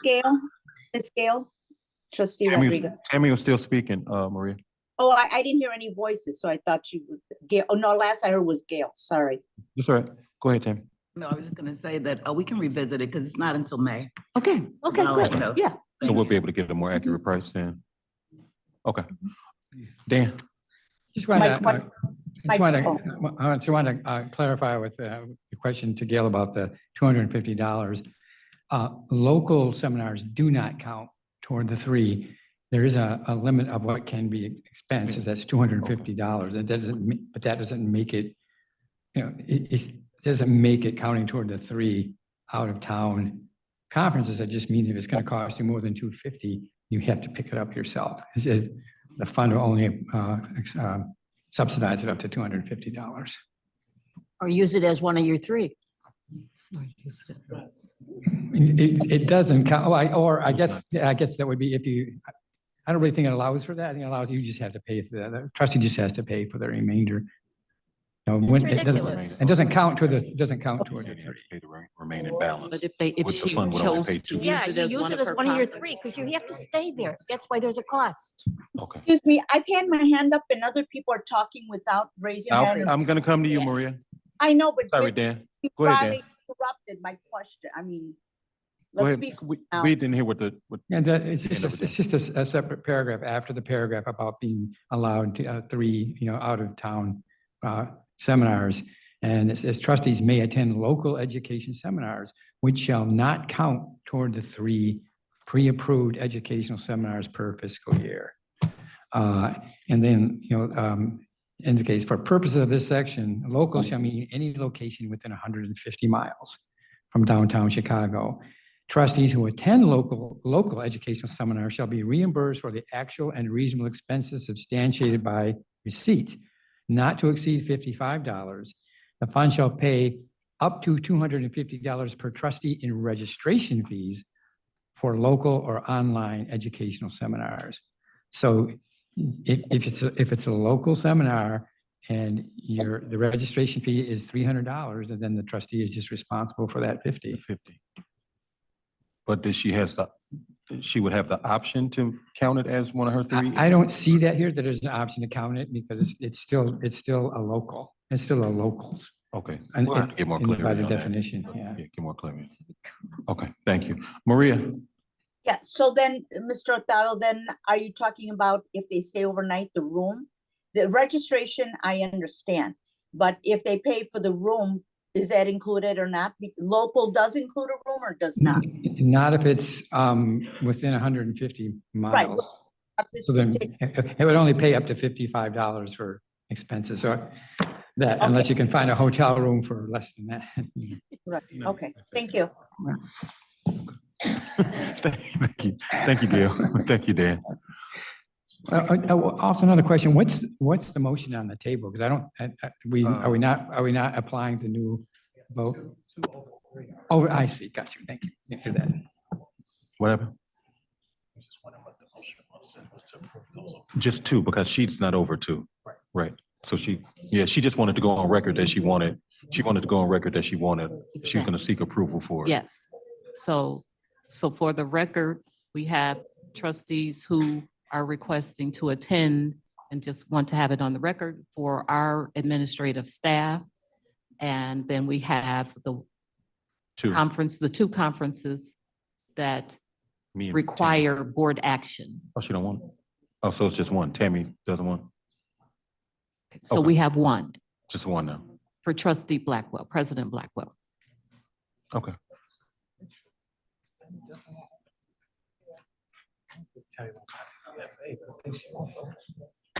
Tammy, we're trying, so you didn't want Opal? I do want Opal. It was the, You didn't want the other one that we were talking about? Okay. So it is two that we are taking action on, and that is for Trustee Vincent and President Blackwell.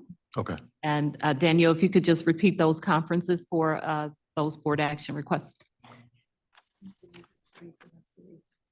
Okay, so I have the Opal Group in New Orleans in February.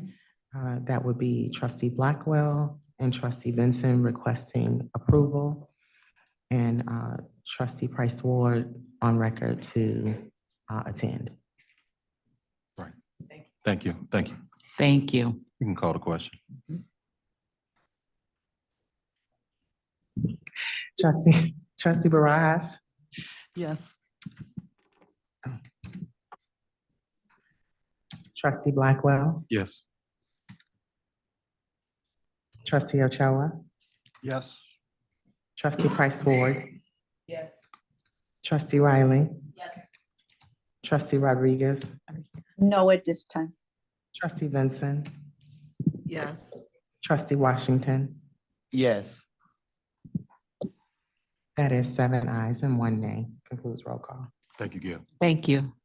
Thank you, Danielle. Thank you, Dan.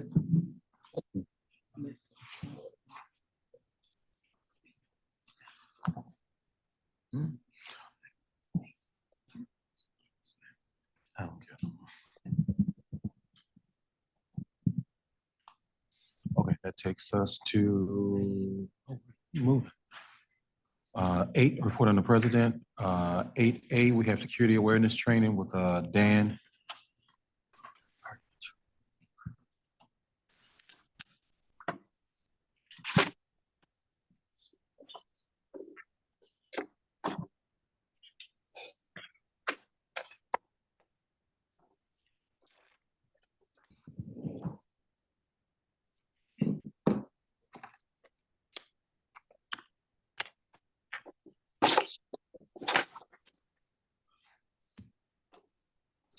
So this is an annual training. IT refresher training is this training is expected to take about 15 minutes altogether to run through. Could I have a quick question? I don't know, do I have the right booklet? Mine just says security awareness training, doesn't say refresher. Is that different or it's the same? The security awareness training is included in the IT refresher training, but the slide on the screen now is the cover slide for 2023 IT refresher training. Okay, just want to make sure. Thank you. In the interest of time, we'll quickly cover the first half of the slides, which contain mainly background information about what we've been doing to protect the fund against data breaches and cyber attacks. And later, if you have questions about any of the slides, you're welcome to follow up with me personally for more in-depth explanation. First up is a quick cybersecurity overview. Then we go into the security awareness training program, a review of the acceptable use policy, new information, and then lastly, new information about traveling with your fund-issued iPad or laptop. So we should be on the brief overview of fund cybersecurity slide. Slide number 3, I think. Yes. We'll begin with a run through of changes and improvements to the fund's cybersecurity infrastructure during the past several years. We'll move through this section of slides quickly. Next slide. What is the pressing need for cybersecurity? A lot of good reasons listed here. And of particular note, I will point out that in recent years, business email compromise has exploded on the scene, especially through the use of phishing emails. Next slide. Slide number 5. Are pension funds especially vulnerable to attack? They certainly are, and identified at the bottom of slide 3, or on the bottom of the slide are 3 large pension funds falling victim to successful cyber attacks just in the past year alone. Next slide.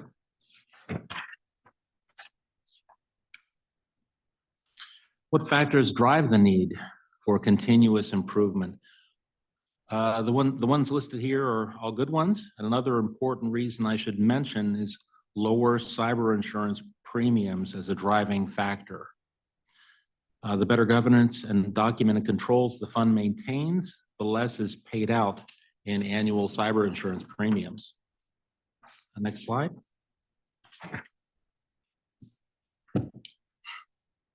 How has the fund responded to these challenges? I would say through a combination of smart decisions in the areas of policy, governance, and technology. During the past several years, a lot of careful attention has been paid to the 5 aims listed at the bottom of the slide. And I wish more time were allowed to go into each of these individually. But we just have time to review them in general right now. Next slide, please. The main point of this slide is that we can't let our guard down for a minute. We must stay ever vigilant when it comes to cybersecurity. Next slide. So there's no time to go through each of what I have listed out here, but this is a slide showing a portion of the technology solutions that the fund has implemented over the past several years. Cybersecurity is a broad and evolving field, and the technologies listed on this slide have rapidly adapted to meet both current and anticipated future threats and challenges. Next slide. So this may be the most important slide in the deck, actually. Most cyber experts identify business email compromise, often in the form of phishing emails, as the biggest worry facing organizations today. Just by effectively dealing with phishing attacks, the fund can eliminate a significant amount of risk. Fund trustees, employees, and contractors can actively protect the fund against cyber attacks by doing the following 3 important things. First, report all suspicious email messages using the Fish Alert button, sometimes called the PAB or PAB button, that is installed in your Outlook email client. When a user opens a suspicious email and clicks on links or downloads attachments contained in the email, in the fish email, business email compromise can occur. BEC, business email compromise, is by far the biggest cyber threat facing the fund.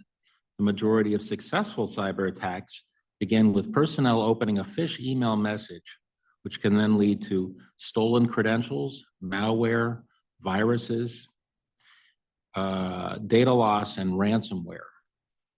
By reporting all suspicious emails, you are personally contributing to reducing the fund's level of risk. Secondly, if you accidentally open and click on the contents of a phish email, please report the incident using the phish alert button and by reaching out to the service desk for further help as soon as possible. And lastly, participate in and complete the quarterly security awareness training that we are all assigned. Next slide, please. Okay, we're going to cover security awareness training next.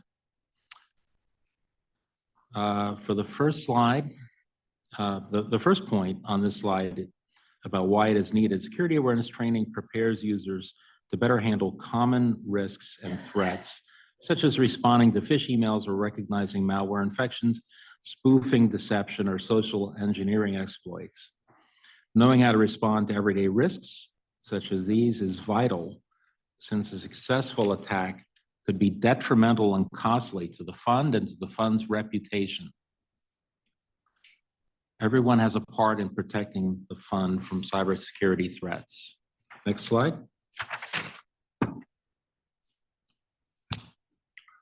Your responsibility. For the first point about policy, security awareness training campaigns are scheduled quarterly, and the next upcoming one will start in early January, and then April, and then July and October. All employees, trustees, and contractors are required to take and successfully complete the training with an 80% passing score. And there's a 6-week period of time given to complete the training. And there are no extensions granted to that 6-week time, because otherwise, with an extension, it runs into the following quarterly training campaign. In addition to the quarterly training, refresher training is triggered whenever a user fails to pass a phish test, and the refresher training must be completed within 3 weeks. And there are reminder notices sent out about completing the training. Next slide, please. Much of security awareness comes down to using common sense, and quarterly security awareness training helps to reinforce this important point.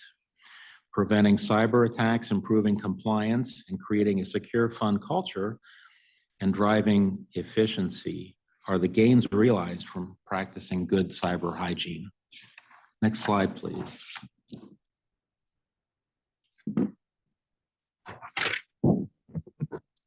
Moving into the next area, we'll cover the acceptable use policy. Thank you. Scope of the acceptable use policy covers all assigned equipment, such as laptops, cell phones, and iPads. The policy applies to fund employees, trustees, and contractors assigned to do work for the fund. Next slide.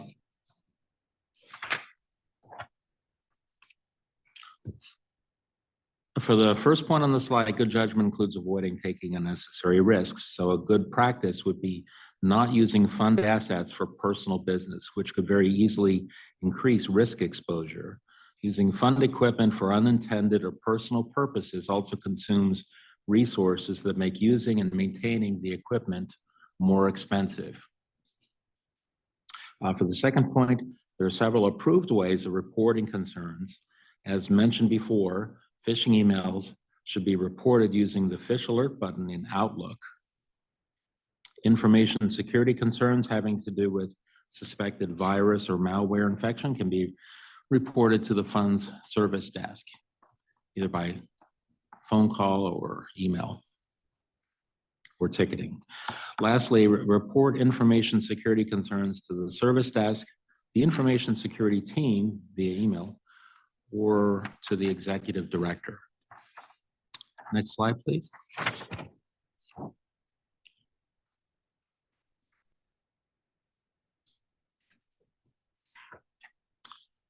Continuing with the acceptable use policy, for this slide, the first point about fraud goes without saying and includes misrepresentation. The second point, lending fund assets to others or allowing others to use fund assets without prior authorization is always prohibited. For the third point, what is listed there falls into the category of unapproved or non-fund activities. And then lastly, keep in mind that anything stored on a fund computer or device might be subject to authorized search, legal hold, and/or FOIA requests. Next slide.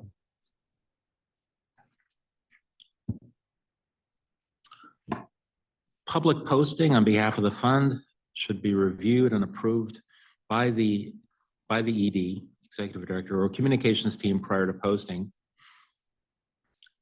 Just as use of fund email accounts for personal matters is not allowed, conducting fund business using a personal email address is also not permitted, since records of such correspondence cannot be maintained and archived by the fund's information systems. Lastly, fund communications are not intended for any commercial purposes. Next slide, please. Lastly, we'll cover traveling with your fund iPad or laptop. All fund iPads come equipped with AT&T 5G cellular service. The plan costs increase dramatically when using your iPad out of the country, including in Canada and Mexico. But AT&T offers a day pass option at $10 per day for use when traveling abroad. Members of the admin team can notify the service desk that a trustee will be traveling out of the country with his or her fund iPad, and then the day pass can be started and kept available for as long as needed. The pass automatically shuts off when you return home from your international trip. Another reason for notifying the admin team about upcoming travel abroad is that fund equipment will not operate for most countries unless we are notified in advance to allow iPad connections from your account while traveling in those countries. This is a safety measure meant to reduce denial of service attacks against the fund. Trying to sign in with your fund account while traveling in a blocked country will cause your sign-in attempt to get denied, blocking access to email and other apps such as board docs. Next slide, please.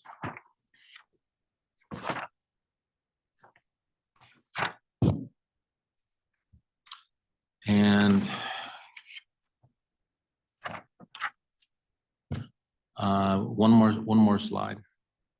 Oh, no, that's the right slide. Okay. Fine. I think that's the final slide of tips. No outside services should be signed up for with your iPad, and all fund business must be done across the secure AT&T cellular wireless connection.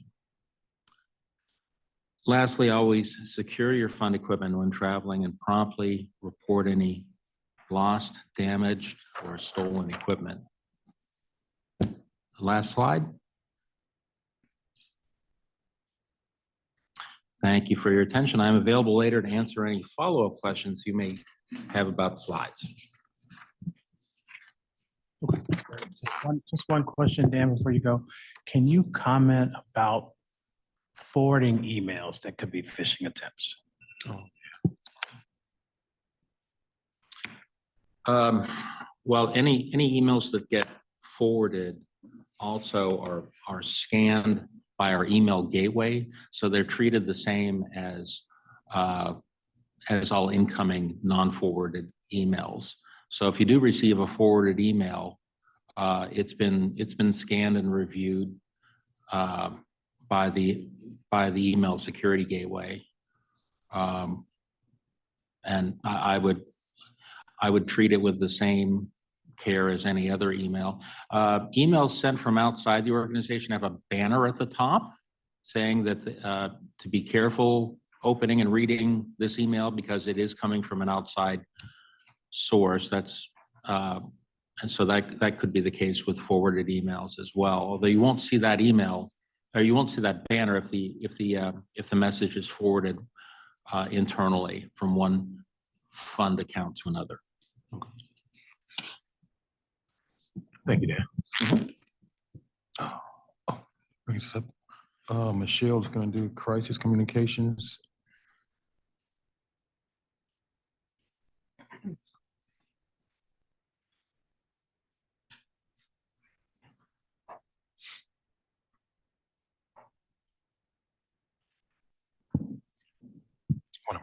Good morning, everyone. First, I just wanted to thank you for your time and to consider the important topic of crisis communications. I think most of you know me as Michelle Holloman. I'm your Director of Communications. But for nearly a decade, I also served as a volunteer councilman for the city of Highland Park, Illinois. And so this morning, I wanted to share my perspective as both a communications professional and a survivor from the Highland Park's July 4th parade shooting in 2022. As a member of the Highland Park City Council during that event, I was on the parade route and was pressed into service to assist the mayor and the city council immediately after the tragedy. Today, I'm sharing an abbreviated version of a presentation that I've made at several conferences in the past year, sharing lessons learned that can help you as leaders think about next steps in managing a crisis. So I'm very conscious that I'm sitting before a room filled with teachers, and I know that each one of you has grappled with the thought of a crisis or a mass casualty in your school. It's a tragic and unfortunate reality of modern life. And I want to emphasize that my thoughts today are not on the emergency response, because there are other ways of gaining that information, but the perspective of what happens after and how you go through a crisis like that. Hopefully just to help you gain some perspective. As the frequency and velocity of crises are growing, from severe weather disruptions to global pandemics, cyber attacks, or physical attacks, crisis brings an intense level of scrutiny and pressure to an organization. I'm still on slide 1. Thank you. Magical thinking, and it can't happen to us, or it won't happen here, or we'll just manage, isn't a substitute for preparation.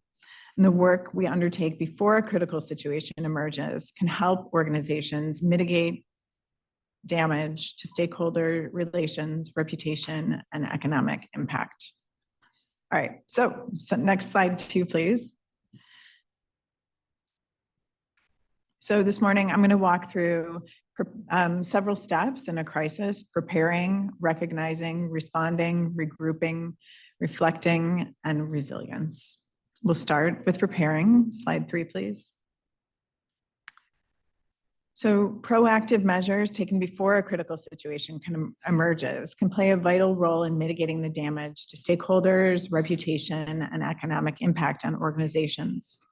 Engaging in comprehensive planning and preparation allows organizations to respond swiftly and effectively, managing open lines of communications with stakeholders, and preventing potential strain on relationships.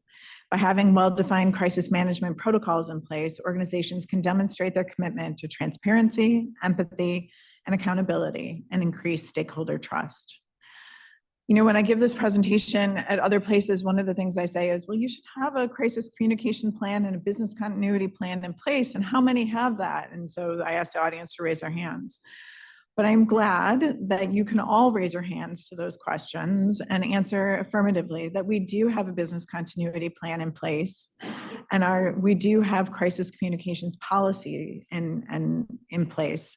And this is important. It means that from your perspective as trustees, your staff has sat down and thought through many different scenarios. You know, business interruption can take many different forms: a fire in this building, a failure of computer systems, a cybersecurity event, a physical event in the building. So we have thought through those events and how we would respond and how we keep things running as an organization. We've all seen that due to COVID, of course, where we demonstrated our ability to operate remotely. So we are ahead of the game in that respect and very prepared for remote operations. So I think we can all kind of take a deep breath and appreciate that. And oftentimes when dealing with larger groups, I make the comment that going through those processes can help identify policy gaps, but we do not have that policy gap. We have a communications policy in place. We do training on that, and it's clear that we know who speaks for our organization, President Blackwell, Carlton, or their appointees, should they not be able to. So we do have a clear outline policy, and we do have a business continuity plan in place. So you can all pat yourselves on the back for that, because a lot of organizations do not have those things. So we're ahead of the game. All right, can we go to the next slide, please? So we're ahead of the game, but that doesn't mean we don't need to be prepared. And so the question becomes, what can you do to prepare for a crisis? It can seem daunting to try and anticipate specific circumstances that may unfold when a crisis occurs, but by thinking through some of them and by taking advantage of training that's available, we can help mitigate them. I talked a little bit about business continuity plans and preparing. I don't think any of us look at that business continuity plan as something that we would go in a crisis and grab off a shelf and whip open and decide, and help us manage a crisis. I think the value in that kind of preparation comes from sitting down with your peers, thinking through ideas and situations, and knowing that there is a process to follow. So those plans that we make, while we may not be following them to the letter in the time of crisis, it does help us think through those crises as an organization, and to understand that we each have the support of one another as we move forward. There's plenty of opportunities for other kinds of training. And I would encourage, to take part in things like active shooter drills, stop the bleed, fire safety exercises, CPR. You simply do not know what will be required in the case of an emergency. And the more preparation you have, the better you will feel about your ability to navigate a crisis. Again, it may not be that you're going to do CPR on somebody, but you will know to call 911 or to feel like you have some knowledge of a process should a crisis occur. Another area that trustees is very critical, I think, is in building relationships with key stakeholders. Cultivating relationships with your peers, both within and outside our organization, can be very important in the time of crisis. Not only can your peers serve as a touch point to offer guidance, but they can provide support for day-to-day operations. As a pension fund, you engage with retiree chapters, union groups, other organizations. Should we have an interruption in communication, those outlets and those relationships that you have built can be critical, and you may be called upon to utilize those should we be in an emergency situation. And finally, preparing means proactive policymaking. It means having crisis communications policies in place, having procedures and processes in place for your staff. And again, you guys have done that, and those are important steps that you take in order to make sure that we are prepared in time of crisis. All right, the next slide, please. So this is a picture shortly before 10 o'clock on July 4th, 2022. And when I look at it, it seems like, any other July 4th, as a city council, we would march at the beginning of the parade. It was a warm day, beautiful, and kind of a testament to community spirit. It was the first post-COVID parade that we had as a community, and everybody was all excited. We had tons of people lining the streets, and it was kind of a celebration of the fact that COVID was over. And in Highland Park, generations of residents claim the same spot every year, and some have held them for decades. At 10 in the morning, we set off marching along the main street of our typically tranquil hometown. And for the first time in 2 years, our procession resumed. And little did we know that just 14 minutes into that picturesque summer day, everything would change. In a heartbreaking turn of events, a 21-year-old gunman positioned himself at the top of a building in the heart of our downtown, directly overlooking our parade route. Armed with a semi-automatic weapon, he unleashed a barrage of gunfire that lasted 90 seconds. And in those moments, 7 lives were tragically cut short and dozens of others were injured.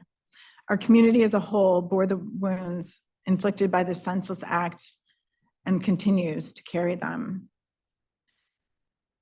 And in that moment, in some cases, when you need to recognize a crisis, it can be difficult.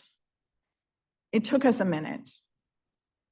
As we stood in the parade route at 10:14 in the morning, we saw fire trucks coming the wrong way, and we didn't understand exactly what was happening. I mean, the fire trucks were behind us in the parade. It didn't make sense.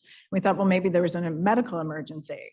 And then we saw the band running down the street, literally kids with their tubas, and we're thinking, wow, are they so diligent that they want to get to their next gig on time, that they're running with a tuba down the street? And then the phone started to ring, and we realized that there was something very wrong.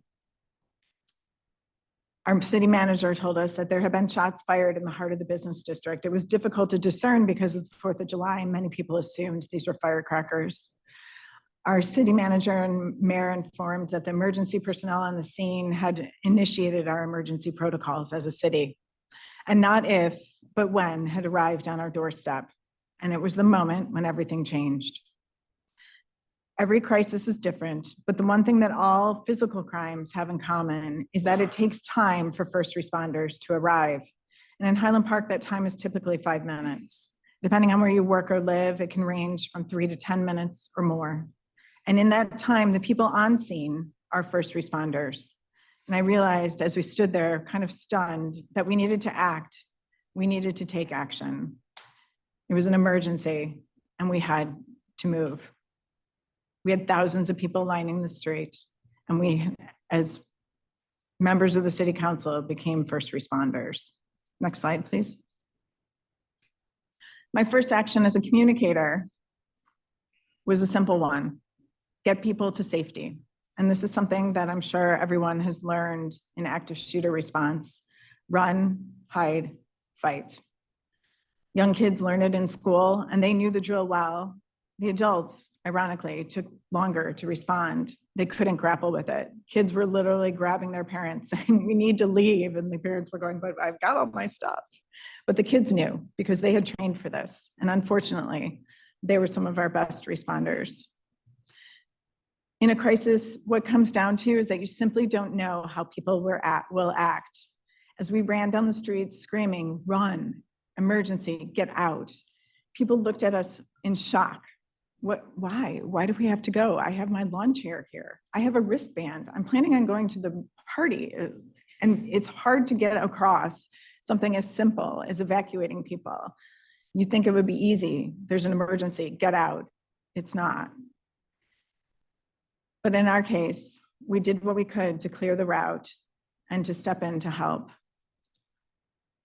And that's when your communications team wants you to know that in some cases, leadership may not be linear. It may not come from the top down.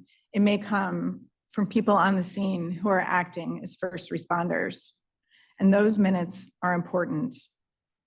In the case of a mass casualty event, you will find that the emergency services and operations have their own work to do, but family reunification, victim services, event communication, that's going to be taken over by emergency personnel.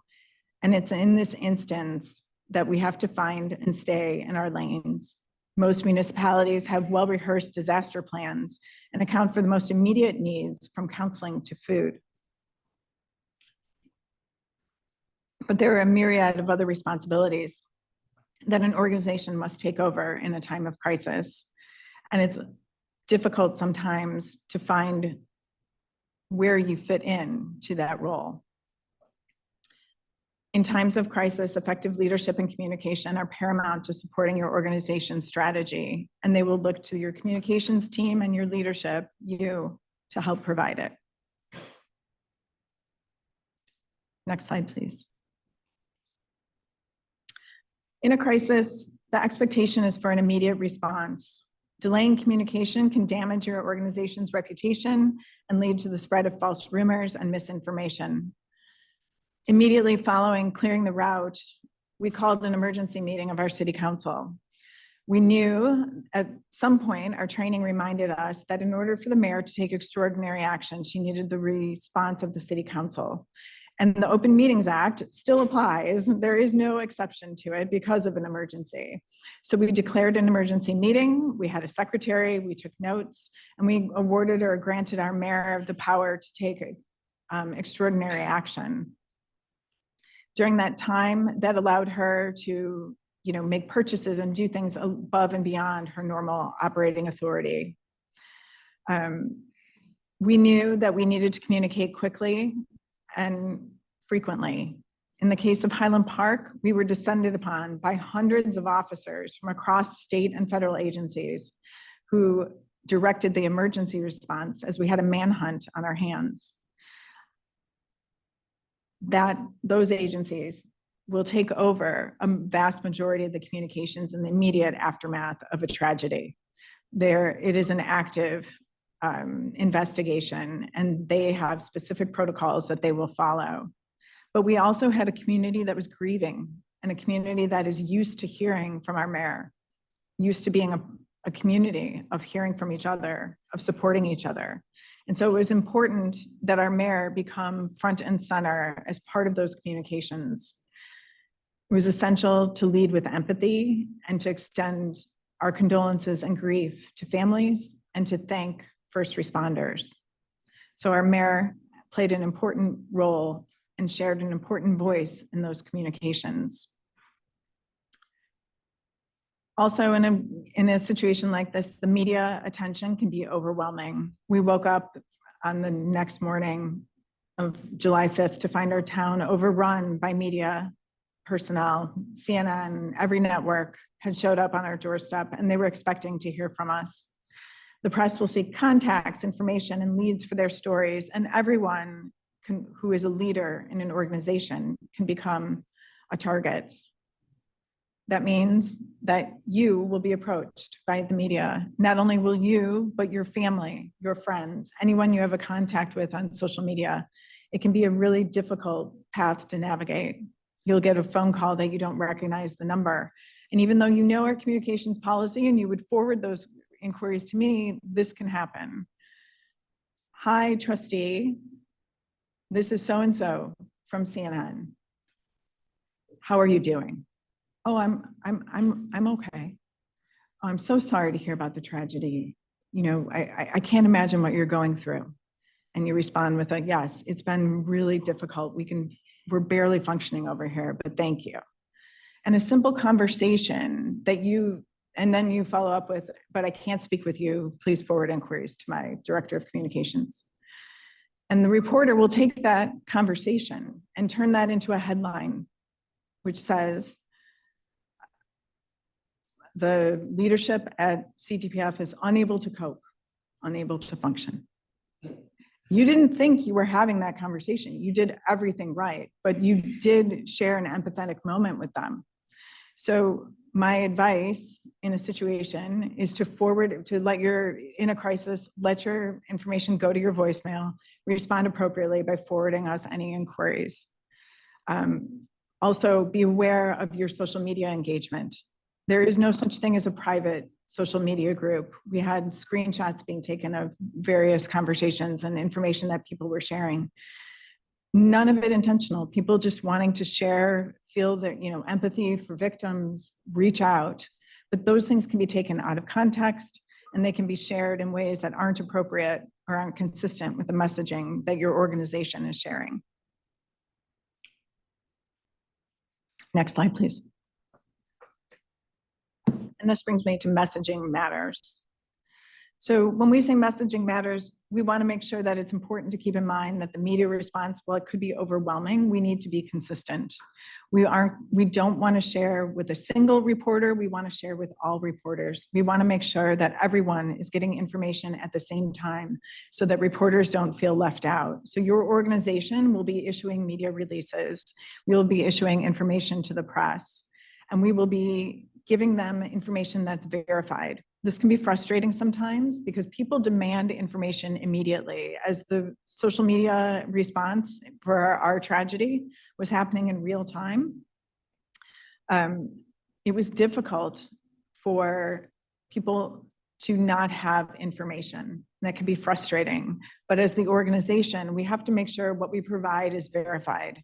There were rumors flying back and forth. We had stories that were completely not factual that people were passing around as truth. The organization itself may be slower to respond than you want, but we will be transparent and verified with our information. And we ask that you be patient in that when we make those responses, because we want to make sure that they're accurate. Know that our communications policies are in place and designed to ensure that we communicate effectively with all members of the media. We do this on purpose and because we want to have consistent messaging. We ask in this situation, if there is an emergency, that you be ready to lead or follow. We don't know who will be available to make comment to the press or to who will be the spokesman or who will have to be anointed as a spokesman. And if we do need to, we may ask you to step into a role that you may not be familiar with. We will provide you with whatever talking points we can or information and not send you out unprepared, but we ask that you are ready to lead or follow. And to know that your support matters. In a crisis, your support for staff is critical because none of us who are managing the crisis are immune to its effects either. So in the case of the city of Highland Park, we had communications people who were in the line of fire and who had difficulty functioning, but they still were called upon to do their job. We had first responders, we had firefighters, policemen who were in the parade and all of a sudden were called upon to do a job that no one wanted to do, but they did it bravely. Your support in that situation, the recognition that you share that these are difficult times is important to staff and much appreciated. Another thing that comes up after a crisis is elected officials. They may show up on your doorstep and they are a blessing to have that time and attention. And this is another area where you may be asked to step in and to represent for an organization if elected officials show up. This can be very time consuming, but it's important because the reason the officials come is to let you know that you have their support. While they're here, we will be in the background trying to meet with their staff members to get information, to get resources, to get follow-up quotes, things like that. But your interaction with them on a personal level is critical to have that connection and to proactively explore resources so that you can better navigate the aftermath of the crisis. Next slide, please. Moving forward after a crisis is a demanding task as it requires an overcoming exhaustion and continuing to communicate. Despite its challenges, it's essential that you do your best in the days following the event. And the city of Highland Park served as an example of successfully becoming a source for communications, establishing support systems, and delivering vital information to victims and families. As trustees, you may play a vital role in delivering that information to victims and families by sharing with your networks and the stakeholders that you've established with. When we did follow up in the days afterwards, our stakeholders provided us with valuable information. Some of the councilmen noted that we weren't communicating effectively in Spanish, that there were a number of members of the community who felt that they weren't getting the information they needed in their native language, as a number of our victims were Hispanic. And that became an important lesson, one that came directly from our council and was immediately incorporated into our communication strategy. Listening, providing that feedback, and being able to help us regroup and adjust is a critical role that leaders play in an organization. You also have an important role in community unity and ongoing communications. By taking actions from the beginning to help bring a community together, you can help in the healing process. Moving forward after a crisis requires overcoming challenges, seeking input, and leveraging support systems. But by evaluating the community's needs, adjusting strategies, and fostering unity, we can successfully navigate the recovery process. Remembering to allow staff and affected individuals the time and for self-care and to support relationships that you've built with stakeholders and organizations can help.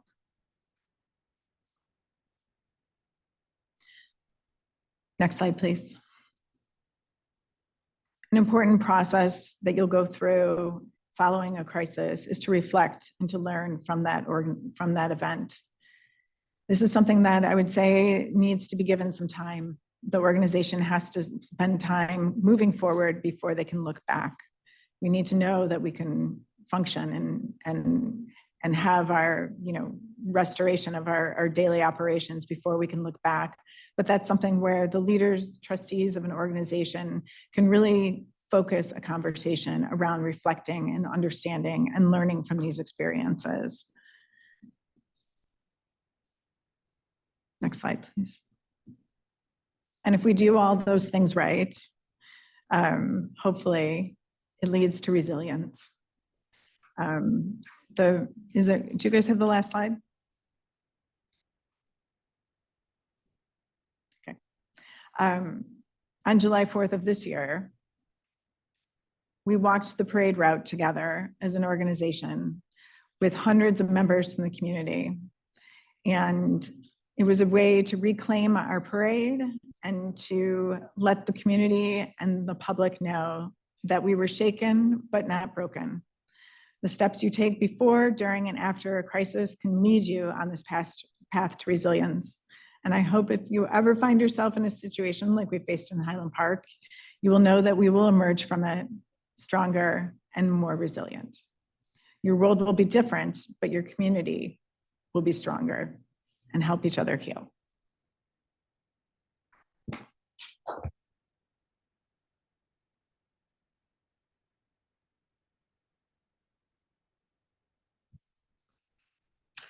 Thank you for sharing that, Michelle. That was very, very educational and it's heartfelt. As you know, my daughter is attending school up in that area. And Michelle is the emergency contact person for my daughter in medical school. Yes, she is. So I really appreciate this. This is heartfelt and thank you. Thank you for sharing. Thank you, Michelle.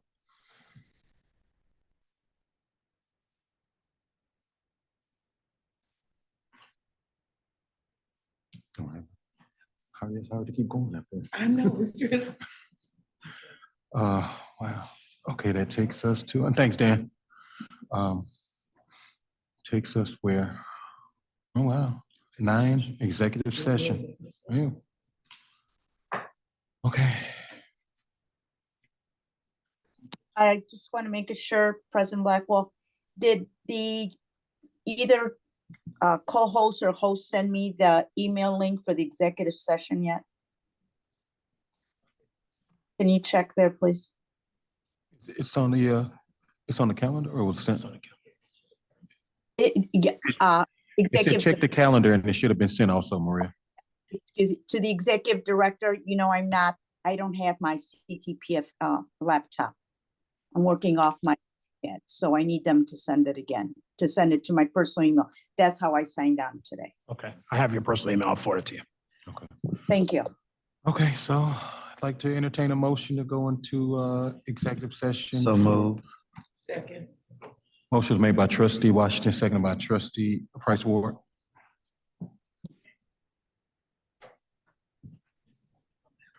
Yeah, that should be 2 minutes.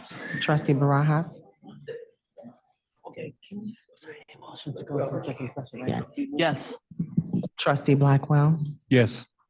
Trustee Ochoa? Trustee Price Ward? Yes. Trustee Riley? Trustee Rodriguez? Yes. Trustee Benson? Yes. Trustee Washington? Yes. It's 8 ayes, thank you.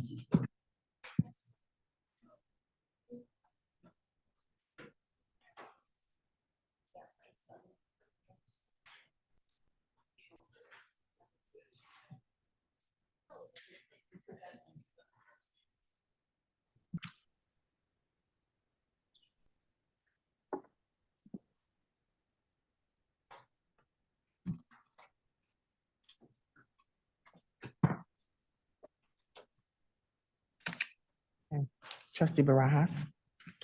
Present. Trustee Blackwell? Present. Trustee Ochoa? Present. Trustee Price Ward? Present. Trustee Riley? Present. Trustee Rodriguez? Present. Trustee Vincent, Present. trustee Washington. Present. Thank you. Thank you. Okay, that takes us to 11, I'm sorry, 10. 10A, approval of executive session minutes for regular board meetings on October 19th, 2023 and November 16th. I'd like to entertain a motion for approval of the executive session minutes. So moved. Okay. Motion is made by trustee Washington, seconded by trustee Riley. And call the question. Haas, Yes. trustee Blackwell, Yes. trustee Ochoa, Yes. trustee Price Ward, Yes. trustee Riley, Yes. trustee Rodriguez,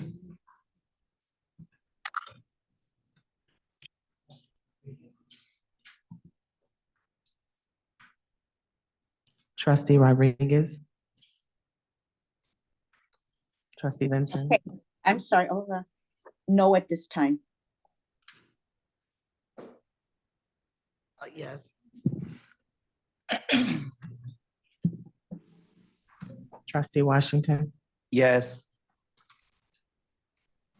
That's 7 ayes and 1 nay. Thank you. Okay, I'd like to entertain a motion for approval of release of certain executive session minutes. President Blackwell, can we specify the dates that approval of the release of executive session minutes for February 4th, 2020, and April 23rd, 2020? Yes, thank you. Who made the motion? Second. Okay, motion's made by Price Ward and seconded by Washington. Could you repeat those dates for me, please? Oh, I forgot the dates. Okay, February 4, 2020, and Oh, April 23rd, 2020. okay. Thank you, Dan.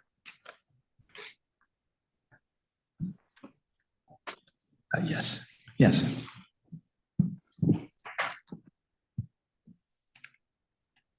Thank you. Call the question.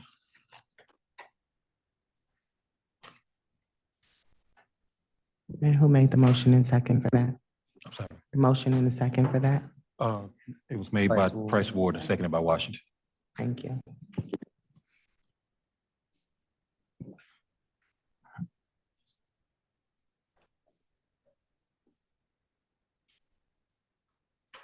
Trustee Barajas, Yes. Two things. trustee Blackwell, Yes. trustee Ochoa, Yes. trustee Price Ward, Yes. trustee Riley,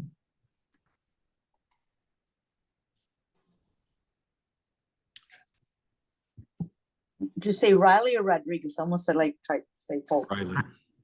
I asked for trustee Riley. One moment. That's what I thought. I want to make sure. Sorry, yes.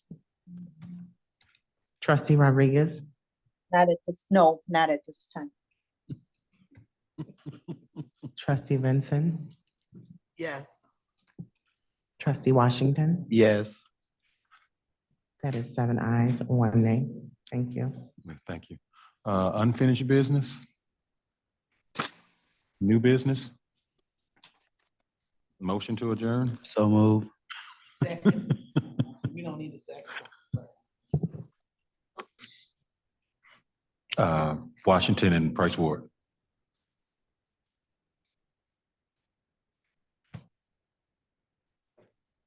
Trustee Barajas, Yes.